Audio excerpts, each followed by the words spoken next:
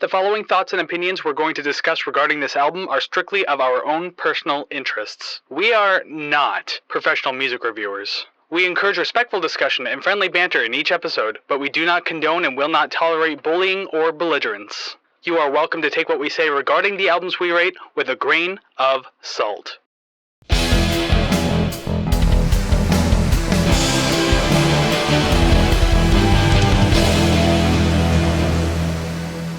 Well, hey there, everybody, and welcome to another episode of the Rate the Record podcast, episode 93. Yeah, the amount of times I go, wow, I can't believe we're still doing this. 93 shucks. Just imagining you do that at like episode 2. You're like, oh my God, really? 93? I mean, 2? Wow. Yeah, Savannah, shut up. Stop it. It's like, it's too early to do this. Wait 92 more episodes, and then here we are. We're still saying it. Anyways, your obviously easy to shock hosts for the day are Kris and Savannah, and that rings fairly true. Yeah, something like that. Off-camera conversations and whatnot. But don't worry about that. That has nothing to do with that. This is the podcast, the Rate the Record podcast. So welcome. Thank you for joining us today. Hope you have a lot of fun with this one. This one's going to be I want to say bumpy ride, but I don't necessarily mean that in a bad way. I just mean it's going to be a long fucking road for this one. So if you like what you see and or hear today, make sure you do one of a bunch of things or all the things to kind of really help support the show. Like, subscribe, rate, share, comment, follow. All 6 of those things in any way, shape, or form combination really do help us bump us up in the algorithm, gets more eyes and ears on the prize. We want more people like you here because you're here hanging out now. So if there's more of you, that's even better. So you can do all of that by going to ratetherecord.ca because all of our streaming links are over there. All of our social media links are over there. Merch is over there. Oh my God, we're gonna have new merch soon too. Like I mean to show off in the videos, we don't have like new merch in the store yet. Yeah. You can also request albums and join the RTR club for $5 a month. You can go ahead and check that out at ratetherecord.ca. So one more time, because third time's a charm. Ratetherecord.ca. As I knock a can over. I live in a pig pen in this place.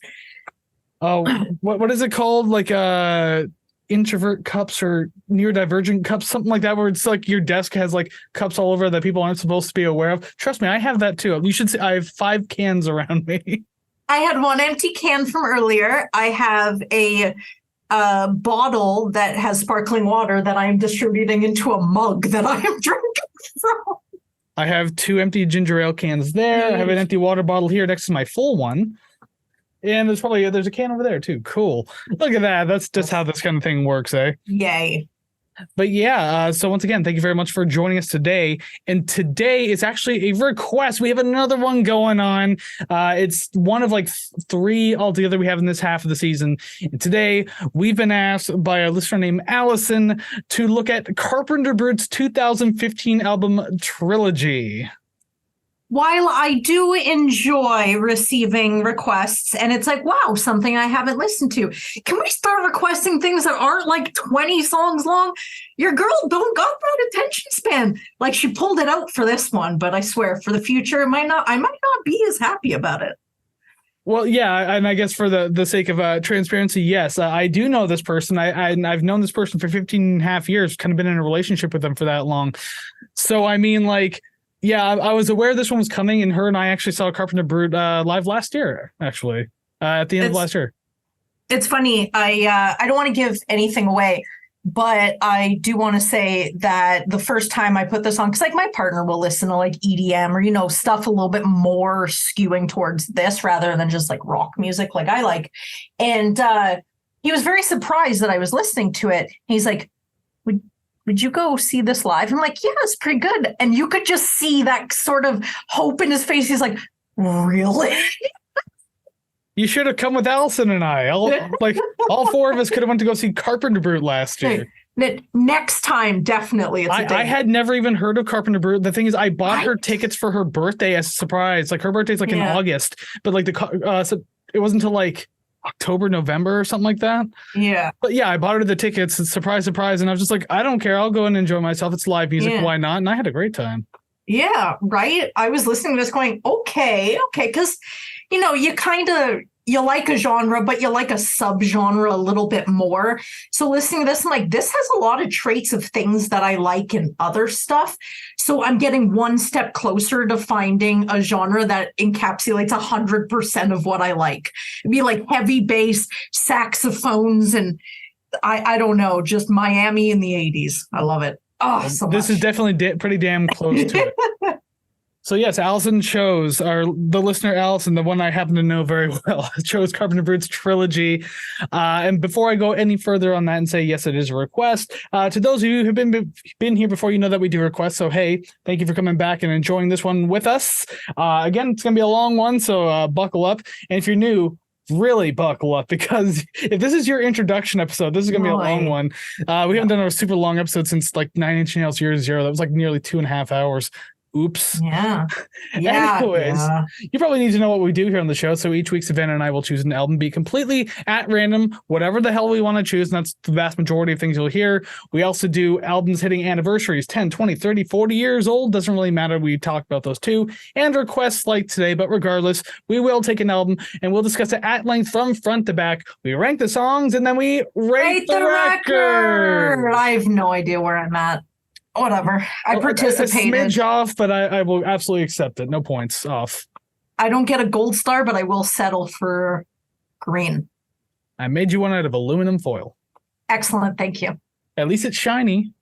Ooh. So yeah, I guess we'll start talking about Carpenter Brut a little bit. I got a bit of a bio here, and even with the album, it's like both are very brief because finding relevant information on this guy, even on Wikipedia or outside of anything else, is a little difficult, especially with this album too. So I originally wrote the description for today's album and realized I was actually wrote it like this giant paragraph on the album Leather Teeth, which is the album after this one. Oh, I was like, oh, fuck off, because it was a whole story, apparently. So I was just like, that's cool. That'd be easy to talk about. But no, I fucked up. It's Trilogy, so I had to rewrite everything. So let's see what I wrote here. So Frank Huezo, probably Frank Huezo because he's French, also known by his stage and artist name Carpenter Brut, is a dark synth artist from Poitiers, France. He started composing music under the name in 2012 with the idea of wanting to mix sounds and music for different types of soundtracks, including film, video games, etc. The name is a play on words as a mix of famed director John Carpenter and what I would presume Huezo's favorite wine, Carpenter Brut, I believe that's called. Yeah, so Carpenter Brut, there you go. Cool. Why else would he name it after a random wine unless he actually really liked it? Wouldn't make sense. So Huezo, I'm just going to call him Huezo, even if that's wrong. I apologize, but I don't know. Huezo has gone on to say that he started making electronic music because he doesn't really know how to play any instruments. So electronic music works perfectly for that. Amen, brother. Even though I play guitar and bass, I'm just not super great at it. That's when you just turn up the gain. You're like, good enough. Yeah, just I don't have distortion to learn how to helps play. everything. It's fine. Right? You don't need to hear what I'm doing. Patent delay, just layer those. No one knows a thing. You're being experimental at that point.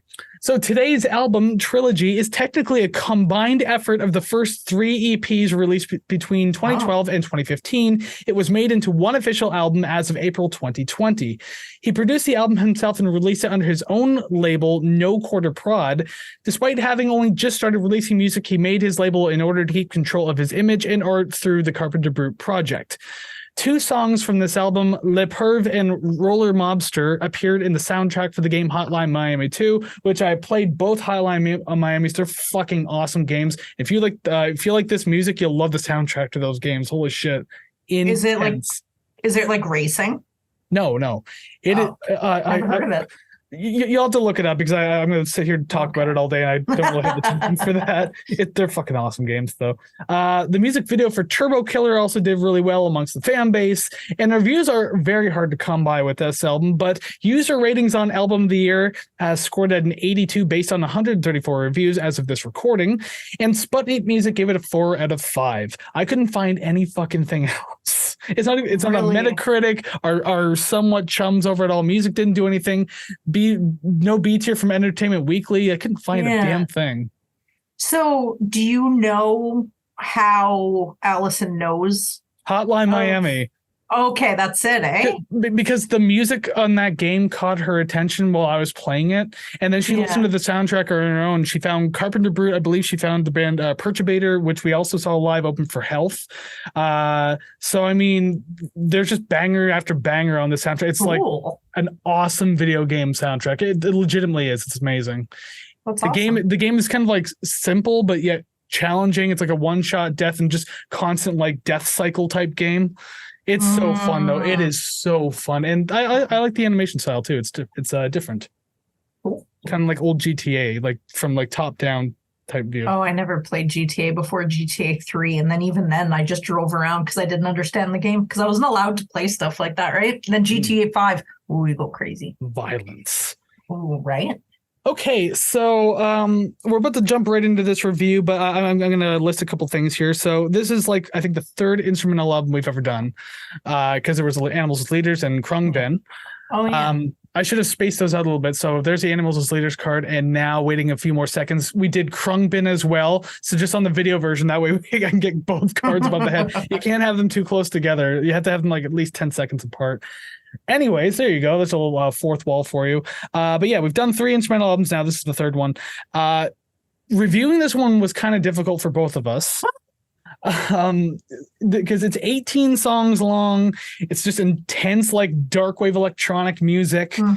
And so we're still kind of sticking to the way we did it. It might turn more conversational. And by the way, when I say by the way we did it, is like the way that we usually do it is what I should say. Like our reviews might turn a little more conversational. And I did something fun too, because you'll notice that if you're listening to this at home and you're listening to this album, it sounds very much like a soundtrack, which was kind of hinted at in the bio when, you know, this Frank guy said, hey, I want to do stuff for that.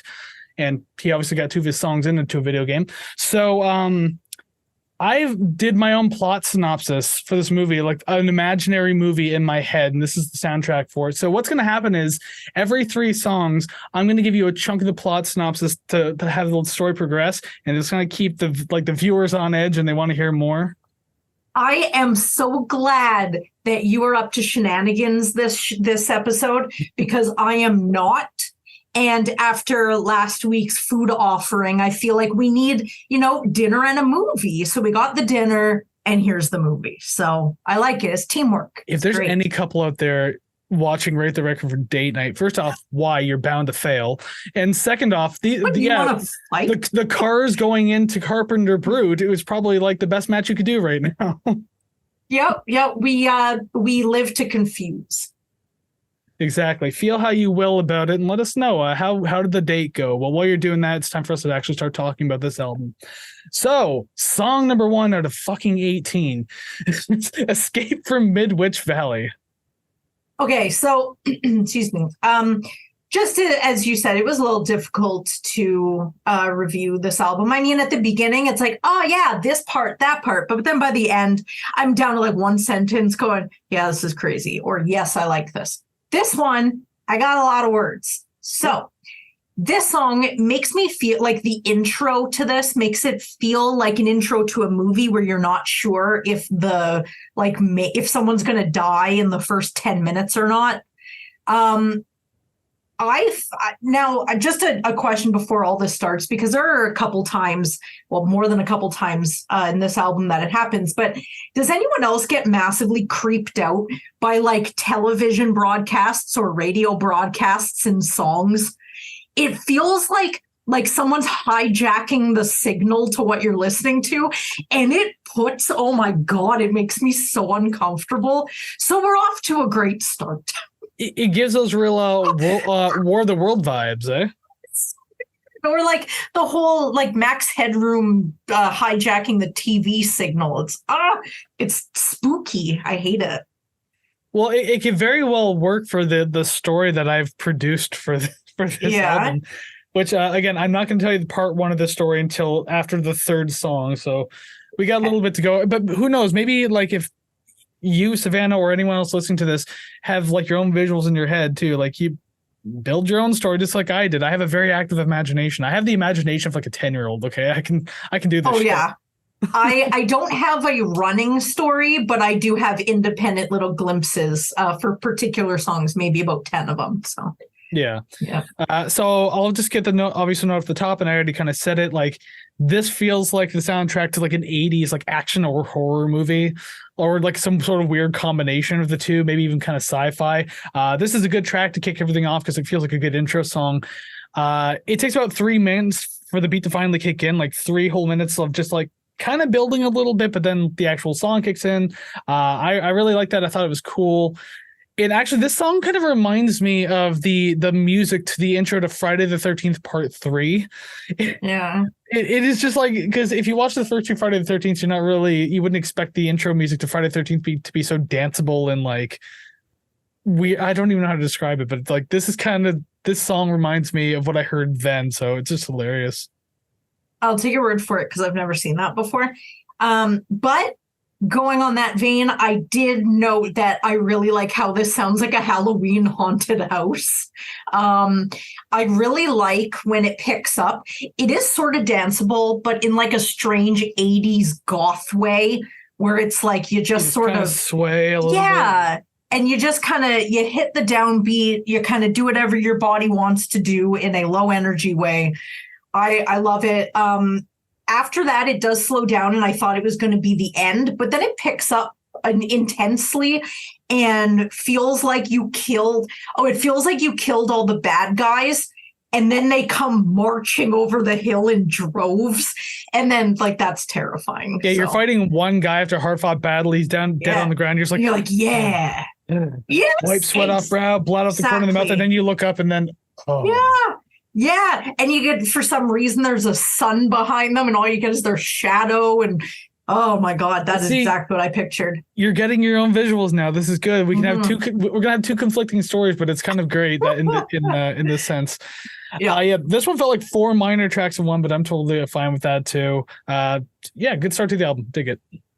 So my end thought on this one, this is what they play in the tunnel into a haunted house if it was less of a haunted house and more of a murder house. It could be both. I mean, it's probably haunted because there was a murder in there, right? So I mean, it's a potentially haunted house. You just happen to be the first one to show up. I love the trope of haunted houses only being active at night. It's like, do ghosts just not do anything during the day? Probably not, to be quite honest. I mean, like, they also have to pay the rent for the house that they're haunting, so they have to go to work. And also, like, they're very much like the like night owl type, kind of like me, how you don't function well during the day, but at night, that's when everything happens. You're just the liveliest. Yeah, exactly. You are a ghost of your former self. No, I've always been a night owl. I've always been a ghost of my always self. Dang. Alrighty then, song number 2, Disco Zombie Italia. So the beginning, it sounds like a loud, creaky gate outside the studio that they used for inspiration. And then I started to like jive with it. It was cool. 27 seconds in, and I'm thinking, fuck yeah, lowercase. 5 seconds later, and it's fuck yeah in uppercase. Hit that caps lock button, just write the rest of your fucking notes. Pretty much, yeah. Yeah, the dance beat starts really strong on this one. Like, it's just about 30 seconds to get into it, but yeah, like, it kicks in pretty damn heavy. I wrote this note now, but it's something I noticed that pops up every once in a, like, I shouldn't say once in a while, it pops up a lot. I wrote that bit crush synth bass, or the slap bass in this song specifically, was a really cool touch. Something about that sound just gives us like an incredibly like a more groove to an already incredibly danceable track. So it's just a lot more fun. Like, slap bass usually does that, but it's also got like this bit crush effect on it, which is like, I do mention later on in the review that bit crush is just like its own unique style of distortion that only works if you use it properly. And I think this type of music is really suited to it. So I really like it. There's a little piano break in the song too, right in the middle. So I thought that was really nice. It acts as like both as a come down and a build up point all at the same time. It keeps the track fun and interesting. Probably didn't have to be over 5 minutes though, but at the same time, it was fun nonetheless. So I'm glad that you can explain things, because I just wish that I could explain the sounds that I enjoy here, but I literally have no idea. So I'm just going to go ahead and agree with everything that you said. After, and it's funny. So for this song in particular, after a while of listening to this, because I don't know if I had said this earlier, but a couple weeks ago, I was kind of curious of what we were going to do in the coming weeks for this show. So I saw this one and I was like, never heard of them before. Let's listen.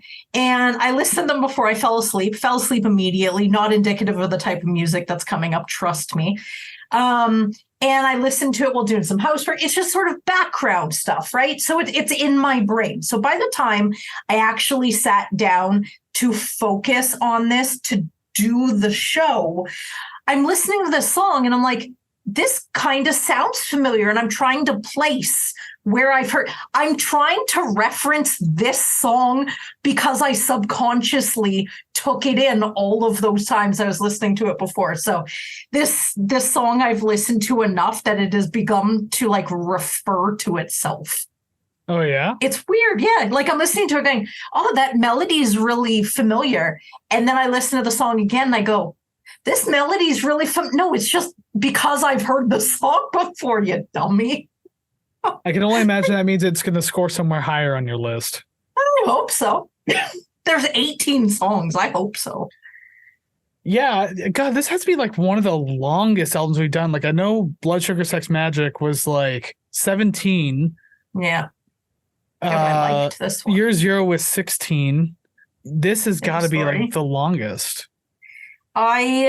It hurts when you're ranking songs and just some of them will have the same number or the same ranking, and then you put them in order and they're so much farther down in the ranking than you want them to be, only because you have like out of say 20 songs you have 11 7.5s and you're like, shit, which one of my babies do I love the most? Yeah, I think I have groupings of certain numbers like several times. I'm just kind of like looking at my list now. There's some like doubles of a lot. There's like triplicates of some. There's groupings of a lot going on here. Yeah, and trying to decide's kind of hard. So hopefully this one's ranked pretty high, but with all the stuff in it, definitely I want to dance to this aggressively, very aggressively. That's gonna be the whole album. You're just gonna sweat the night away. You're gonna be exhausted. I feel like everything I say in each song can be compounded for the next one. So by the time I'm at the last track, I don't have to say anything. I've pretty much done the entire thing. So we'll see how that rolls out. Not bad. Got a long way to go. Song number 3, LA Venice Bitch 80s. The title really explains it all, right? It's like a wish.com description. Ladies, cardigan, sweater, size, girls, ladies, women, ladies. I definitely like the ones with like the typos and everything like that too. That's kind of, it's like, I would, if I would actually want to buy this just for the typo, but I know that I'm going to regret spending any money on it. Wish. I bought one item off Wish my entire life and I regretted it. No spelling errors, but I couldn't even laugh about it because it was so bad. Oh, boo. What was it? It was a small, tiny little desktop air conditioner. It sucked. It's not exciting at all. No, it's not, because it was like a test purchase, because everyone I asked was like, yeah, it's pretty cool. Wish is cool. And like, they all just fucked with me because Wish is terrible. Yeah. Yikes. All right. LA Venice Bitch 80s. You please. Suppose and so I can do that. Yeah. And I want to hear your whole movie thing. This is track 3, that comes after we're done talking about the song too. Dang. Because I have to wrap up all 3 of them before I can start the synopsis. Oh, okay. There's a system. Okay. So yeah, it's like 3 songs a piece, and then you get a new chunk of synopsis each time. So as compared to the last couple of tracks, this one definitely has more of that 80s action vibes rather than horror, because the other 2 felt like horror. Yes. So like this one's like the more, although you could people like Miami seems to be that thing that people go towards when talking about like the 80s aesthetic, but this is this is quite literally LA, because it says it right in the fucking title, like Venice Beach, to even be more specific. Sorry, Venice Bitch. So I mean, like we can just imagine Miami. I guess that's fine too. There are sections of staccato synth sequencing like sprinkled in the background of this track that I actually like really like, both tonally and melodically, just like everything's kind of fitting in there. So I really like. It's a really good texture to have too, because like it's so easy to just like play chords and have the drum beat's practically the same throughout the entire album, like kick, snare, kick, snare, kick, snare, just done at different tempos. So if you just have like these chords playing on top of it, it's not feeling so great. You have like a bass line that's maybe like a little choppy. You're adding a little more, but then you have to like sprinkle in these like different synths that are doing like staccato stuff and everything like that, and arpeggios. Really adds some good texture, so it's keeping this stuff interesting for me thus far. The CB radio bit makes me feel weird, like I'm going to hear something I'm not supposed to, but it also feels like I just have a police scanner and a free Friday night. Because, I don't know who of our generation didn't have a parent with a police scanner or access to one. Maybe that was just me and my mother. I once had an app on my phone that could tune into certain frequencies. I never heard anything exciting though. Yeah, I don't know. I heard a lot of stuff as a kid, and it's just it makes you feel weird. It's like, I don't know. Because it's reality. Like, isn't. I mean, on this one, it's not reality, but like when you're actually listening to like police radio or like ham radio or whatever, like you're listening to reality happen in real time. It's like you're eavesdropping on like someone. I don't know. It's so weird. Well, anyways, it makes me feel. It makes me feel weird, but it definitely fits with the vibe of the song. It sounds like the intro to an 80s cop drama, and it makes me want to grow a mustache. It is the most mullet. Yeah, no mullet, just the mustache. I do want like a curly perm though, like a short hair. That's even worse. Yeah, with one mustache. Well, obviously one. I don't know why I said that. It is the most simplistic, quote unquote, so far. Straightforward, not many parts, because track one definitely was split up. Did you know that this song has the least Spotify streams on this album? I think I knew that too, because I was looking at the numbers and I was kind of curious about it, but then I didn't note that. There are times when I've wanted to note it and just forget to do it. I looked at that and I was like, there's no way, because I like this one. I'm like, how? That makes no sense. Crazy people. Everyone feels a little differently. Now, I mean, I have a feeling we're not going to match on our list for this one. They should all feel like I do. Everybody, all of you. Well, then every album would be like C and D tier at that point. No, we would just do albums that are A tier. Well, that's why I'm here. And that's actually factual, so you can't even argue that. Anyways, moving on. So, like, with the rest of this song, too, and this is kind of like a blanket statement for really the genre and the album kind of combined. With electronic and, like, dark wave style music, synth wave style music, like, the theme of, like, energetic beats are going to be, like, really frequent in, like, if you're only getting to this song so far and haven't heard the rest of it, well, get used to it for the most part. I think there's, like, a few more tracks that kind of slow down a little bit. But for the most part, it's like this like faster kind of stuff. So I do say this, and kind of spoiler alert, they proved me right, because I wrote the note. I can only hope it can find a way to comfortably change up as we continue. I won't give away too much yet, but they do sprinkle in some things that make me go, huh, or they like structure certain things a little differently. They make me go, oh, that's cool. So, I mean, as same as it feels, they do just enough to like make it more interesting. So you'll find that out as we go. Cool.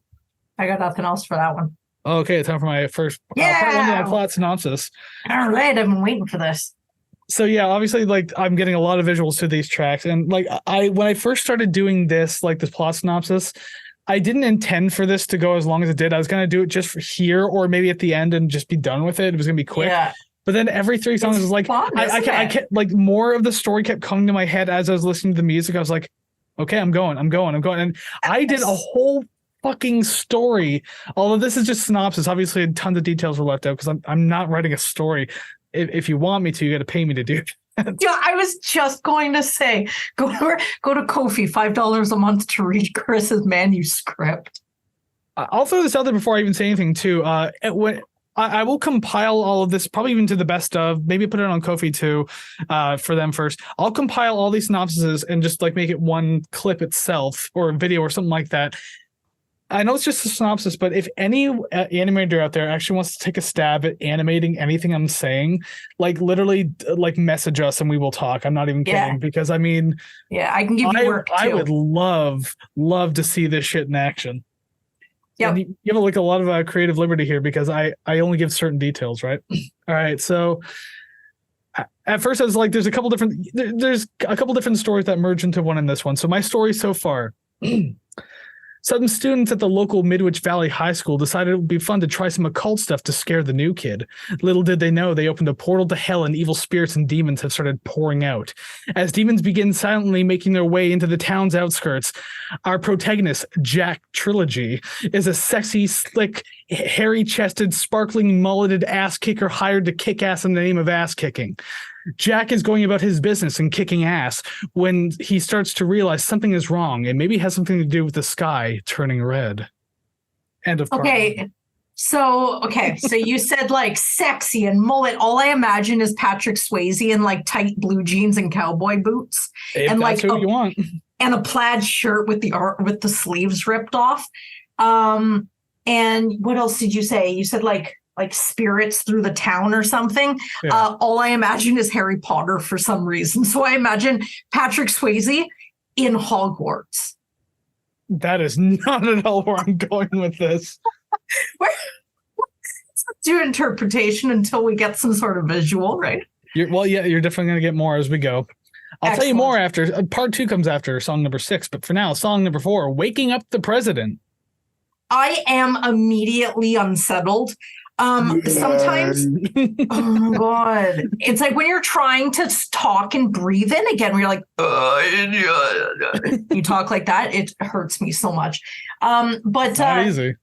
It might just be from the song title, but it does sound sort of like an alarm or some sort of siren. And I hate it. It's like in the context of the song, I'm like, okay, yeah, I see it. But generally, I'm like, could you please turn that off? It's getting on my nerves. So stop it. But I have a huge praise for the song. I do feel like in just over 4 minutes, they told a story with no words. And I don't know what the story is. I just know that I was with them from beginning to end. I have a feeling I know what the story is because I'm writing the damn thing. Yeah? Well, I was with you the whole time. Oh, you're going to continue to be. It gets pretty like fantastical as it goes. Like I just completely let my inhibitions go. I got as ridiculous as I could. It's going to get better as it goes. Good. But yes, you're right. It is quite jarring to start with this one. Just have like a low-pitched robot like yelling at you. Took me by surprise. I agree with the alarm thing, though. It kind of reminds me of watching those videos of like hearing different sirens from around the world and then people rate them on how scary they are. Oh, yes. Yeah. I've seen that on like... Even like the Amber Alert noises and stuff like that. Yeah, and I think I've seen one where it's like a 0 out of 10 because it's like not threatening at all. And then the next one... It might have been the Japanese one that was like less threatening because it sounded kind of cutesy. And it's always juxtaposed to one that would blow your eardrums. And you're like, oh my God, I understand. It's the end of the world. Oh my God. I think there's one from like, I want to say Israel or Jerusalem that sounds like a siren is melting and it's fucking terrifying. It sounds really distant too, so it's even scarier. Oh my God. I could be wrong about the location. It's been a while since I've watched it, but just that's what it reminds me of. But yeah, the darker vibes are back in this track. I love the contrast too between like the buzzing bass synths and the match with like the higher stabs of the string samples and everything like that. I thought there was good layering in this one. It keeps the track a lot of fun. So this one's definitely bringing the life back. Not that the life's gone anywhere, but like it's just, yeah, you know, if you go down a little bit, you're not going down too far, but then suddenly the hill just goes right back up. Yeah. I did mention that the transitions from one part to another are so good. Nothing really sounds too forced. It's just very fluid, and I like that. I feel like they let the beat drop where it wanted to, and it was perfect. It wasn't like, I don't know. There are artistic liberties, and then there are artistic liberties, and none of the latter were taken. It was just wherever it deserved to be, that's where it was. It felt very natural. I liked it. And the glitching out at the end, again, I'm just uncomfortable with all of this because the glitching out at the end made me uncomfortable because I'm still in that sort of thriller movie mindset. So any of that stuff is like, it kind of feels like as you go farther on, humans are going to be enslaved by robots. Again, that's your side of the visual. You think of robots, that's fine. I do. Yes. I love the effects at the end there. We anyone who's been on this podcast long enough knows that I like noisy shit. So I heard that and I was like, oh, that's pretty damn cool. I like how it just sounds like it's malfunctioning at the end, like as if like this was like a distress call. And I'm not going to give away too much about my story, but this is like a distress call, and like shit's going down, you know. So that's why things are malfunctioning. So that's pretty cool. The slow breakdown in the middle of this was a really smart touch too. It's moments like that like obviously never fail to make people like really anticipate the drop that tends to like close out the last bit of the track. Yeah, you kind of already like stated that. So yeah, I think it's well done here. I mean, you can see it coming from a mile away, but that doesn't make it any less exciting. So that's fine. I like that. But yeah, this one, fantastic track. I'm glad we're still on a good course so far. Yes, and I think it would be fun to do some TikTok shuffle dances to this song. I'm sure someone has somewhere. Some like cyber rave goth, whatever, has done some shit. I don't know. Good, because I do not have the coordination in my legs to do so. I would probably roll an ankle. So if I could just see that happen and fulfill my lifelong dream of seeing that I only thought of about 3 hours ago, that'd be fantastic. Yeah, see, I'm at that point where I'm only going to be sitting in my seat, like bobbing my head and shoulders. That's how I dance now. I don't, anything beyond this will actually hurt. So I think I was standing, definitely, and I was doing this, where it's like I'm bopping my neck from different side. I don't know. It was good. I cracked my neck once. I was going to say, you felt your brainstem loosen up? I did. My neck it's becoming unhinged. Don't know. I forgot the letter B. Dead. Yeah, right. Song killed me. Well, I mean, you're not going to stop dying from here on out because it still gets pretty intense. Song number 5, it's like 347 Midnight Demons or 347 Midnight Demons. I don't know how it's supposed to stylize it. I take it as 347 Midnight Demons, like individual demons. That is kind of what I was thinking. I assume that he has night terrors or some sort of... What is it when your body is frozen and your eyes are open and... You're like not awake, but you are awake. It's like sleep paralysis, hypnagogia. That's what it is. Yeah, sleep paralysis. That's what I assume. Like I said, with the transitions, the last track, very nice continuation for this one. The main riff, okay, I am totally going to screw up whatever instruments there are. Could be programmed, could be live. I don't know. Is it a harp?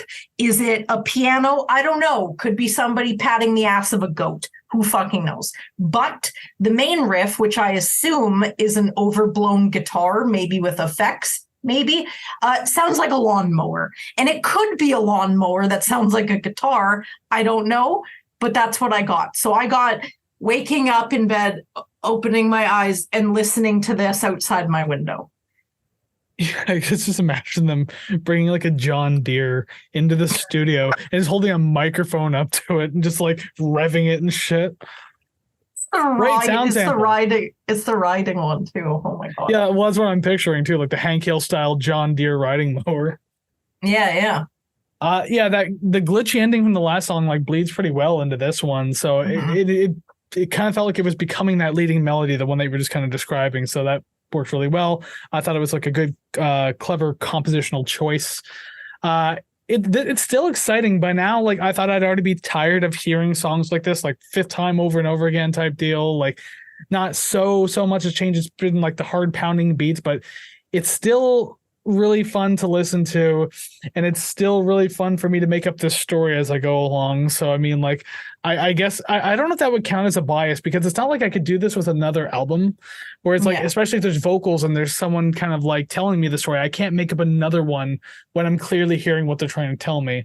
So that's why something like this makes it a hell of a lot more fun. Fair. I do have a question for you, unrelated to anything you said. I don't know. I wasn't really listening. Did you hear those tom drums? The electronic tom drums, yeah. I heard them, and all I wrote was, "Hey, Kris, did you hear those tom drums?" It's like one of the first times that I actually heard them thus far. I think I heard them only a couple more times. There's a handful of times, and there's a song I made a note about it. it's funny because I usually do praise the holy hell out of tom drums. The 80s tom drums, the big hollow sounding 80s tom drums, and they're electronic too. That's not a real drum set. Yeah. It's not bad. There's nothing wrong with it, but I don't get as excited for them. I know people love the fucking Hawaii 5/0 drum roll and everything like that, but like that's not super my thing, but I get the appeal of it, I guess. Oh my God, it so is. And I mentioned that I don't know, one of the songs coming up somewhere that when it goes from a quiet to a loud part, you just kind of get doom, doom, doom, doom, doom, doom, doom, and then it goes back to loud. I fucking love that every single time. I think I made maybe the same note on the same song because I think I know exactly which part you're talking about too. Oh, I absolutely loved it. It was fantastic. It'll be interesting if we kind of put our heads together on that one. Oh, yeah, again, the breakdown in the middle of this one's cool too. It does have that feeling of like an epic showdown about to begin too, so I thought that was really interesting. I mentioned that, like you said, song fades out, sort of false finish. But when it comes back, I said, oddly enough, the song coming back felt like a personal comeback, like being taken out, but coming back up stronger. Yeah, going by your visuals, the hill of people came down, started attacking the dude, and he was grew huge. Yeah, like he was being beaten as one of those things on the ground, covering his heads, like this is it for our hero. But then suddenly some godlike power, and he just burst them off like Neo in the Matrix or some shit. Yeah, and he's just standing there like 20 feet tall, and he's just like, I'm gonna step on all of you. Yeah, like King Kong, and then picks the bullies up and then bites their heads off. And that's where you get back into the horror murder thing.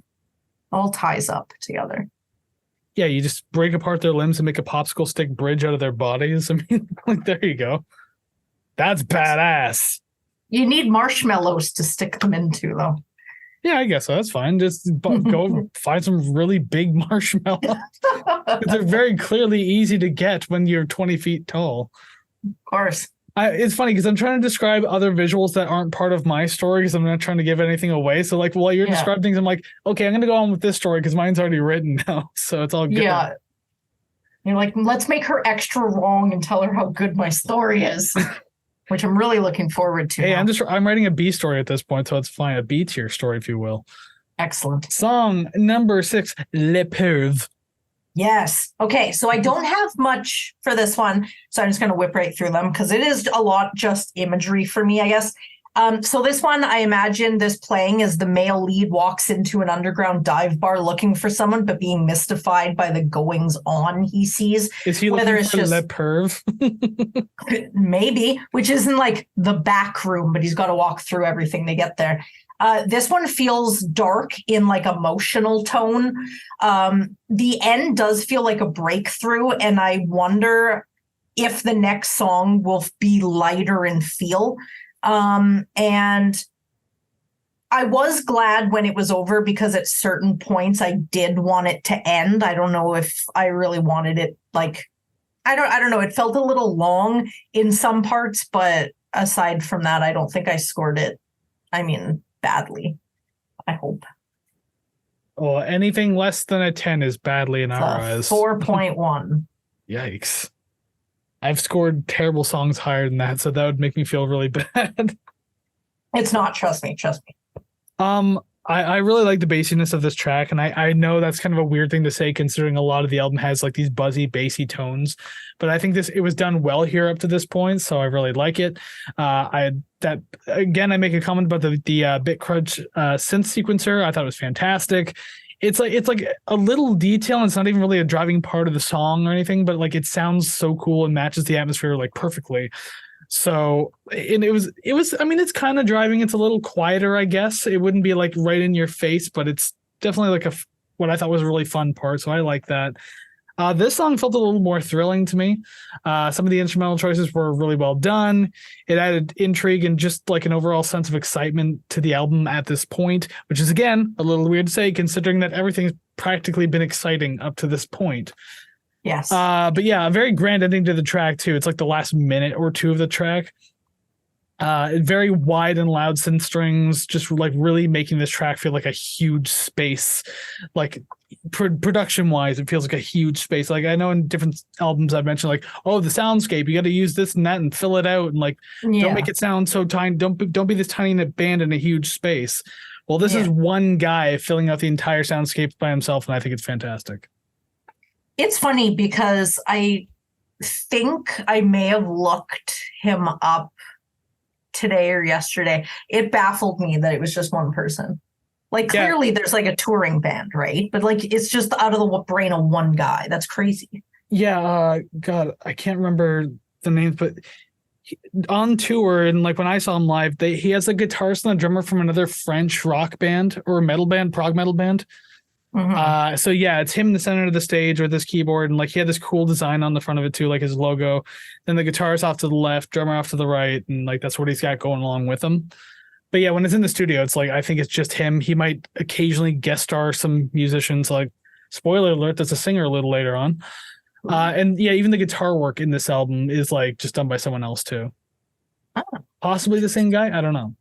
Yeah, interesting. All right, are we ready for part 2 of my story? Damn right. All right, so if you can remember what happened last time, the problem has only gotten worse to the point where it seems like this is now a national emergency. The president is made aware and declares a state of emergency. The red sky is far more than the main issue now. The demons have started pouring into the city and all of its main centers. 347 midnight demons to be unnecessarily specific. The president calls in all the air support he can, all the support he can, but seeing the current state of the city, will it matter at all? As Jack Trilogy makes his way through town in his 1984 amethyst-colored Chevy convertible, he gets a call from the president on his Mobira Cityman Model 1320 cellular telephone. I had to do research for that part. Jack is summoned to the White House immediately. The president needs Jack Trilogy. America needs Jack Trilogy. End of part 2. Oh my God. Okay, so I am imagining Knight Rider, but instead of David Hasselhoff, it's Patrick Swayze.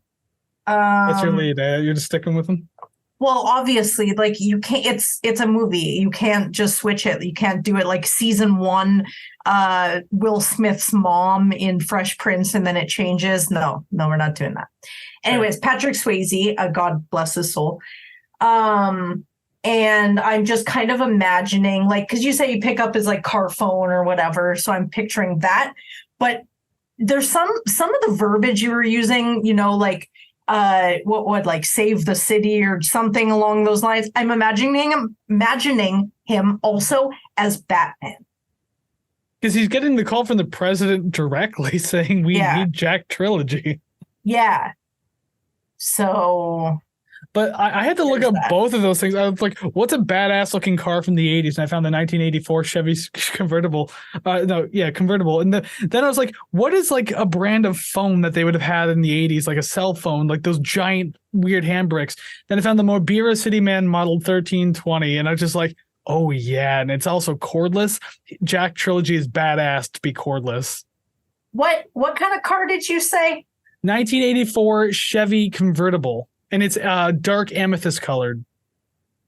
Because all that's coming up is a Chevy Cavalier convertible. And if that's what you chose, we're going different. We're going different routes with this interpretation. I honestly don't know, because I don't really know cars that well. That's why I had to Google it and be like, what's this? What's this? Ooh, what's this? I could probably find the exact picture and show you eventually. All right, this movie will continue as we continue through the review. Song number 7, Roller Mobster. Warning, a lot of these reviews are going to get shorter and shorter solely because I just run out of things to say that I haven't said in the word salad that was the first and second tracks. So this one starts out sounding like an ominous wind in the desert, definitely a scene that we have painted many, many times before, any sort of wailing guitar or anything like that. But this kind of sounds like an ominous wind. It kind of continues on. And then obviously you get, the sort of dance beat back in. So my thought was ominous wind in the desert. Everything's black. You think that it's nighttime, right? Well, it's not. It's some sort of simulation. So it's all dark. And then as the music comes in, is all dancing, the lights come back up, which you thought was night. It's not. The lights come up and you're at Burning Man. Oh, and you don't know how you got there. What an awful place to be. I don't know what happens there. It's the only thing in the desert I can think of that would have music.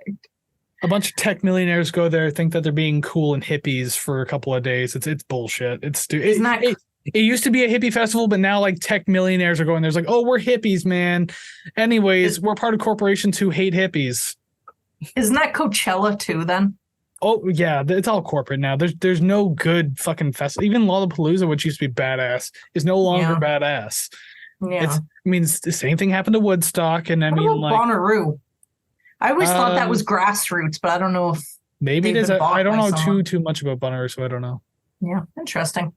So yeah, for Roller Mobster, I thought there was a cool opening to this track. It was a far more atmospheric string driven type opening. When I say string, it's all synth. There's no like real strings. Yeah. And then it obviously gives way to the hard beats once again, because you just can't avoid them in this album. Some of the synth choices throughout the track weren't doing it for me as much as like other tracks, but everything still fits pretty well overall, I would say. It's pretty intense all the way through. It never really a point of letting up, but that's what the beginning was for, I guess, considering the beginning was technically the quieter part of the song. Yeah. So if you want any reprieve, that's where you're going to get it. You don't get it towards the end of the song. Speaking the end of the song, I wrote that was it. Like I was so into it, and it felt so much shorter than it is. It's only 3 minutes 30, but like I was into it. And then the next song starts. I was like, what the fuck? Like I wasn't done. Like I was still, it's like someone leaving the room when you're trying to talk to them. You're like, I wasn't done my sentence. You're going to come back until I'm finished. I could have listened to that song like 4 more times and it would have been fine. I can totally hear vocals over it. It could be just sort of that synth little melody over top, which happens a lot of songs this album, where it's like I can kind of hear where there would be vocals, which I think is pretty cool because you can really interpret whatever with some sort of guideline. But after listening to this, I want some glow sticks and drugs. So you're just going to straight up go to a rave then? Yes, but minus the people. So I just want glow sticks and drugs. Oh, so you'll be in your own house, high out of your head, raving with no one home or anything like that? Yes. And Great. Cops outside the front door. Yeah, because of all the noise complaints of just you going nuts by yourself. Right? Yes. The speakers are already blown out, so it's just like nothing but fuzz and crackling coming through the speakers. And you're just like, and just like making weird screaming noises. And when the cops show up, I'm in a backwards bathing suit, completely indecently exposed, and I'm like rolling around on my front lawn while this music is blasting through my open front door. See, what I imagine is that you have face paint, but it's like done with Crayola or crayon because you're just high out of your head, and your backwards bathing suit that you're saying. I'm imagining that you're wearing this tiny one, like kind of one piece bathing suit made crudely out of Hawaiian leis that you did yourself. Covering a fucking thing. Yeah, it's like it's only marginally covering certain things, but like you're practically on display. And then you open the door, it's like, It's like, well, it's a good thing you brought handcuffs. And also, here's a towel. Oh my God. Yep. Okay, well that's my review of that song, yes. Fantastic. Then we can move on and meet Matt Stryker now. Number 8, meet Matt Stryker, WWE personality Matt Stryker. Okay, I'm glad you said that because I actually just looked at it and I'm like, isn't that like a wrestler or something like that? So when I listened to this album for the first time, this was the first song I listened to because I looked at that and went, Matt Stryker, isn't he a wrestler? I think he's an announcer or like an interviewer, but either way, makes me laugh a lot. And my first note for this one, wrestling out of the question, whatever. Seamless transition again. This feels like a concept album. I mean, this far before I thought that. I mean, it could be, but again, this was 3 EPs, and I couldn't find a connecting story itself. Again, like what I thought I was writing about a story about this album when I did the description turned out to be for the album Leather Teeth, which is the one that came after this. So I mean, like, I was like, well, fuck, then what is this one about? And I couldn't find a connecting story. So I was just like, maybe it's just a connection of things that he made up in his head that sounds like a coherent soundtrack. I don't know. Yeah. And also, I'm looking up. There's 2 Matt Strikers, both wrestlers, and then one became a commentator. Yes, and I mean they're kind of the same age too, like 5 years apart. Yeah. And the Matt Striker that we don't know, he actually spells it like the one in this song. So that's kind of strange. Meet that Matt Striker, I guess. Interesting. I know the pacing technically hasn't changed at all. Like, I think it's just because like a lot of the 16th notes are kind of like toned down in this one, so that's what makes it sound like the pace has changed, but it's still a faster tempo. This one seems like a lot calmer because of that, and like the energy's still there, it's just not overblown, so it's nice to have this what you can consider a come down moment, I guess, even though it's not really.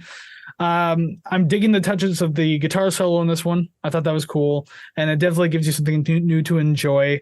And here's where I mentioned some 80s drums. The 80s style tom drum rolls are also pretty cool and absolutely suiting a needed sound for this album, especially paired with the very 80s sounding guitar solo.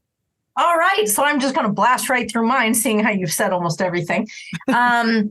I do like the longer drawn out notes where the beat is fast, but like the guitar is kind of like a half note, whole note. It sustains a little longer. I like that a lot. The electronic drum roll, very much like that. I love the guitar here because it just gives me cheesy and excessive, and it sounds so 1980s. I love this so much. This is the best thing I've ever heard. And my end thought for this one, my brain is goo. Well, it's doing its job then. We're only 8 songs in. Oh my God. There are literally 10 songs left. Oh, we're almost halfway. It's so weird though, because like I'm so used to getting to track 8. It's like, okay, we're starting to close out the album now. It's like, bitch, like we are just nearing the halfway point. Oh my God, everyone get up and stretch. Yeah, this is like where the intermission happens, and then I play Let's Go Out to the Lobby and stuff like that. I'm like, yes. And then I don't come back for another 35 minutes because I thought I forgot that we were not done recording. Yeah, and then it says that I logged off a minute after you put up the intermission. I was like, all right, see ya. And then all I do is look in the camera, read the rest of my story, and just log out, and that's it. Like, there's no official review to this anymore. Yeah, what a good last episode we would have. Last episode, yeah, and then you'd have to read our fucking obituary. Song number 9, Obituary. I'm surprised because he used the word bitch earlier for beach that he didn't put bitch in this title. Obituary. It would be too overkill or too obvious, or he wrote it, tried to read it, and go, no, someone's going to say something stupid. Suppose so. I thought I would have giggled. The piercing high notes at the beginning of this, they make me anxious. But just like, what was it, the first or second song on the album, I started vibing to them after a while, because it's just, you kind of get into that. If something is constant enough, you can kind of make music to it if you're creative enough. So I'm just like, yeah, this is fine.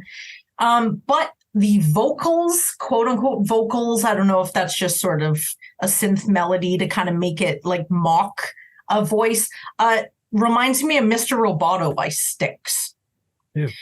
Yeah. Because he has like a sort of a robotic sort of effect on his voice, and that's kind of what. I've heard the song. I mean, yeah.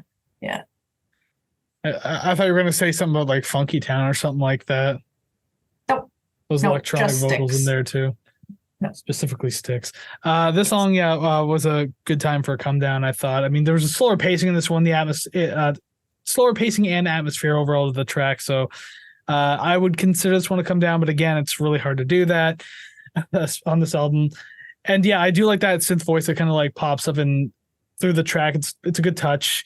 And considering that the slower nature of this track also cuts out a lot of the intense layers that some of the faster tracks had, I really thought this one filled that space well. Like, it was another good texture to have, considering I don't want to say that the song is minimal, because I don't think there's anything on this album that's minimal, but again, there just wasn't as much going on. So that layering, that little sprinkle of there, the synth voice really helped. Mm-hmm.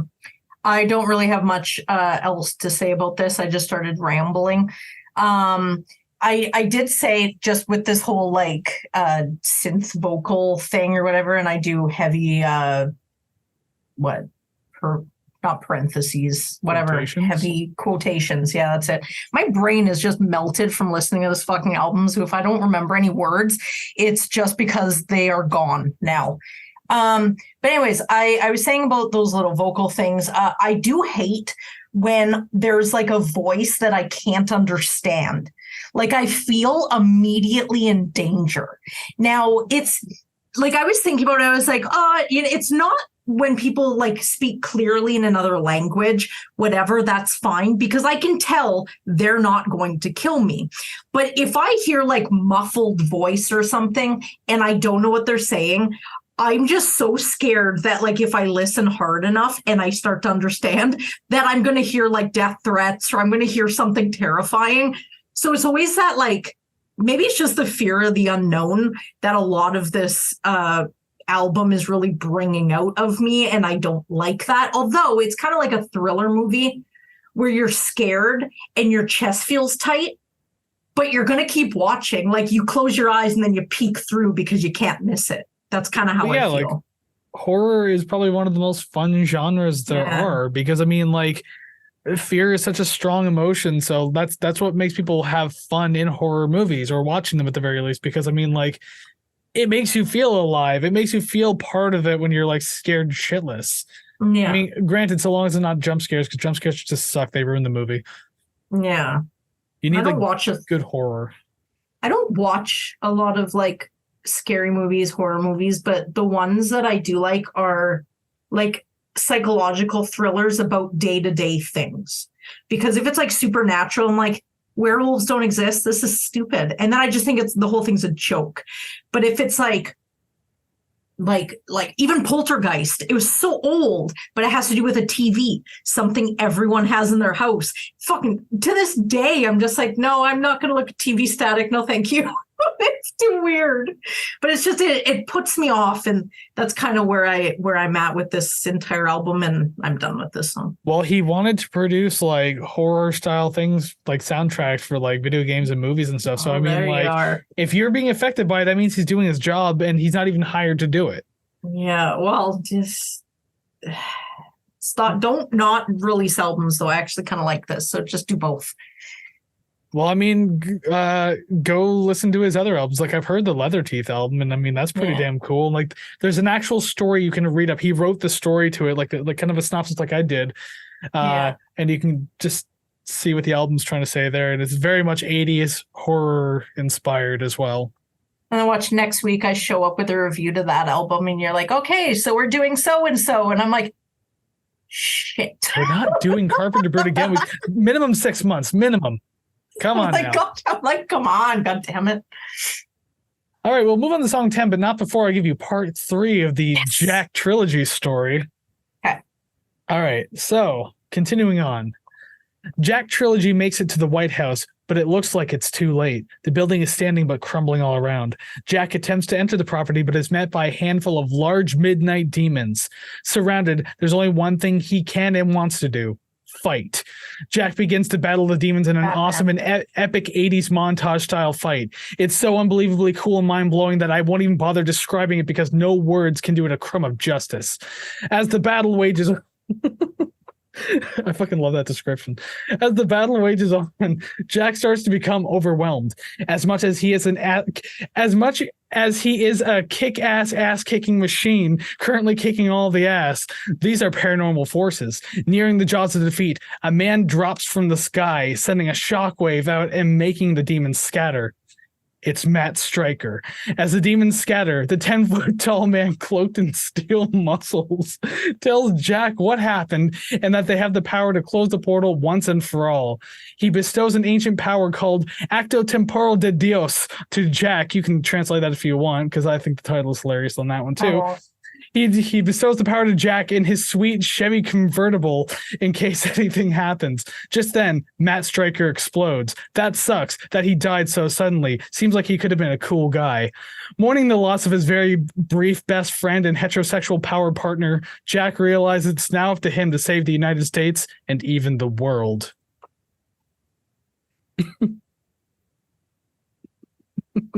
What? This feels like a combo between like a bunch of movies like Roadhouse and Batman, I assume to some capacity. There was another one I was thinking of when you were talking. There was another one I was thinking of. But this is interesting. I am going to have to see some sort of animated version of this to really get it all tied together. But thus far, I am confused. Good, because it's a very weird, convoluted story that I wrote on the spot. I didn't really think much of it. When I got to the part of writing it, I would just like type it. I was like, okay, I'll have to connect that at some point. So, okay, whatever, we'll do it. I still can't get past the naming of your main character. It's just it's too bad. It's just too bad. It's like having a wrestler. It's like having like a wrestler that's called like Jeff Wrestling. And you're like, okay, that took absolutely no creativity at all. So every time you say Jack Trilogy, I imagine like who is it from what's that show, 48? Jack something. Jack I think of him. Yeah, I think of him.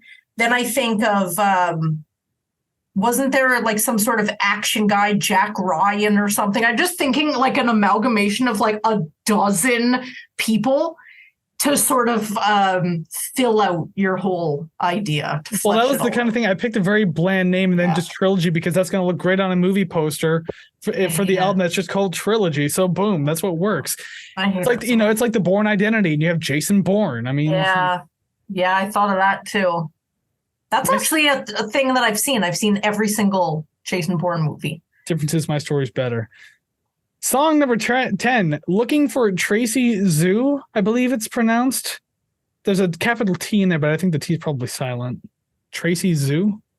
Like a shih tzu. I have no idea. Tracy Zoo. Regardless, number 10, Looking for Tracy Zoo.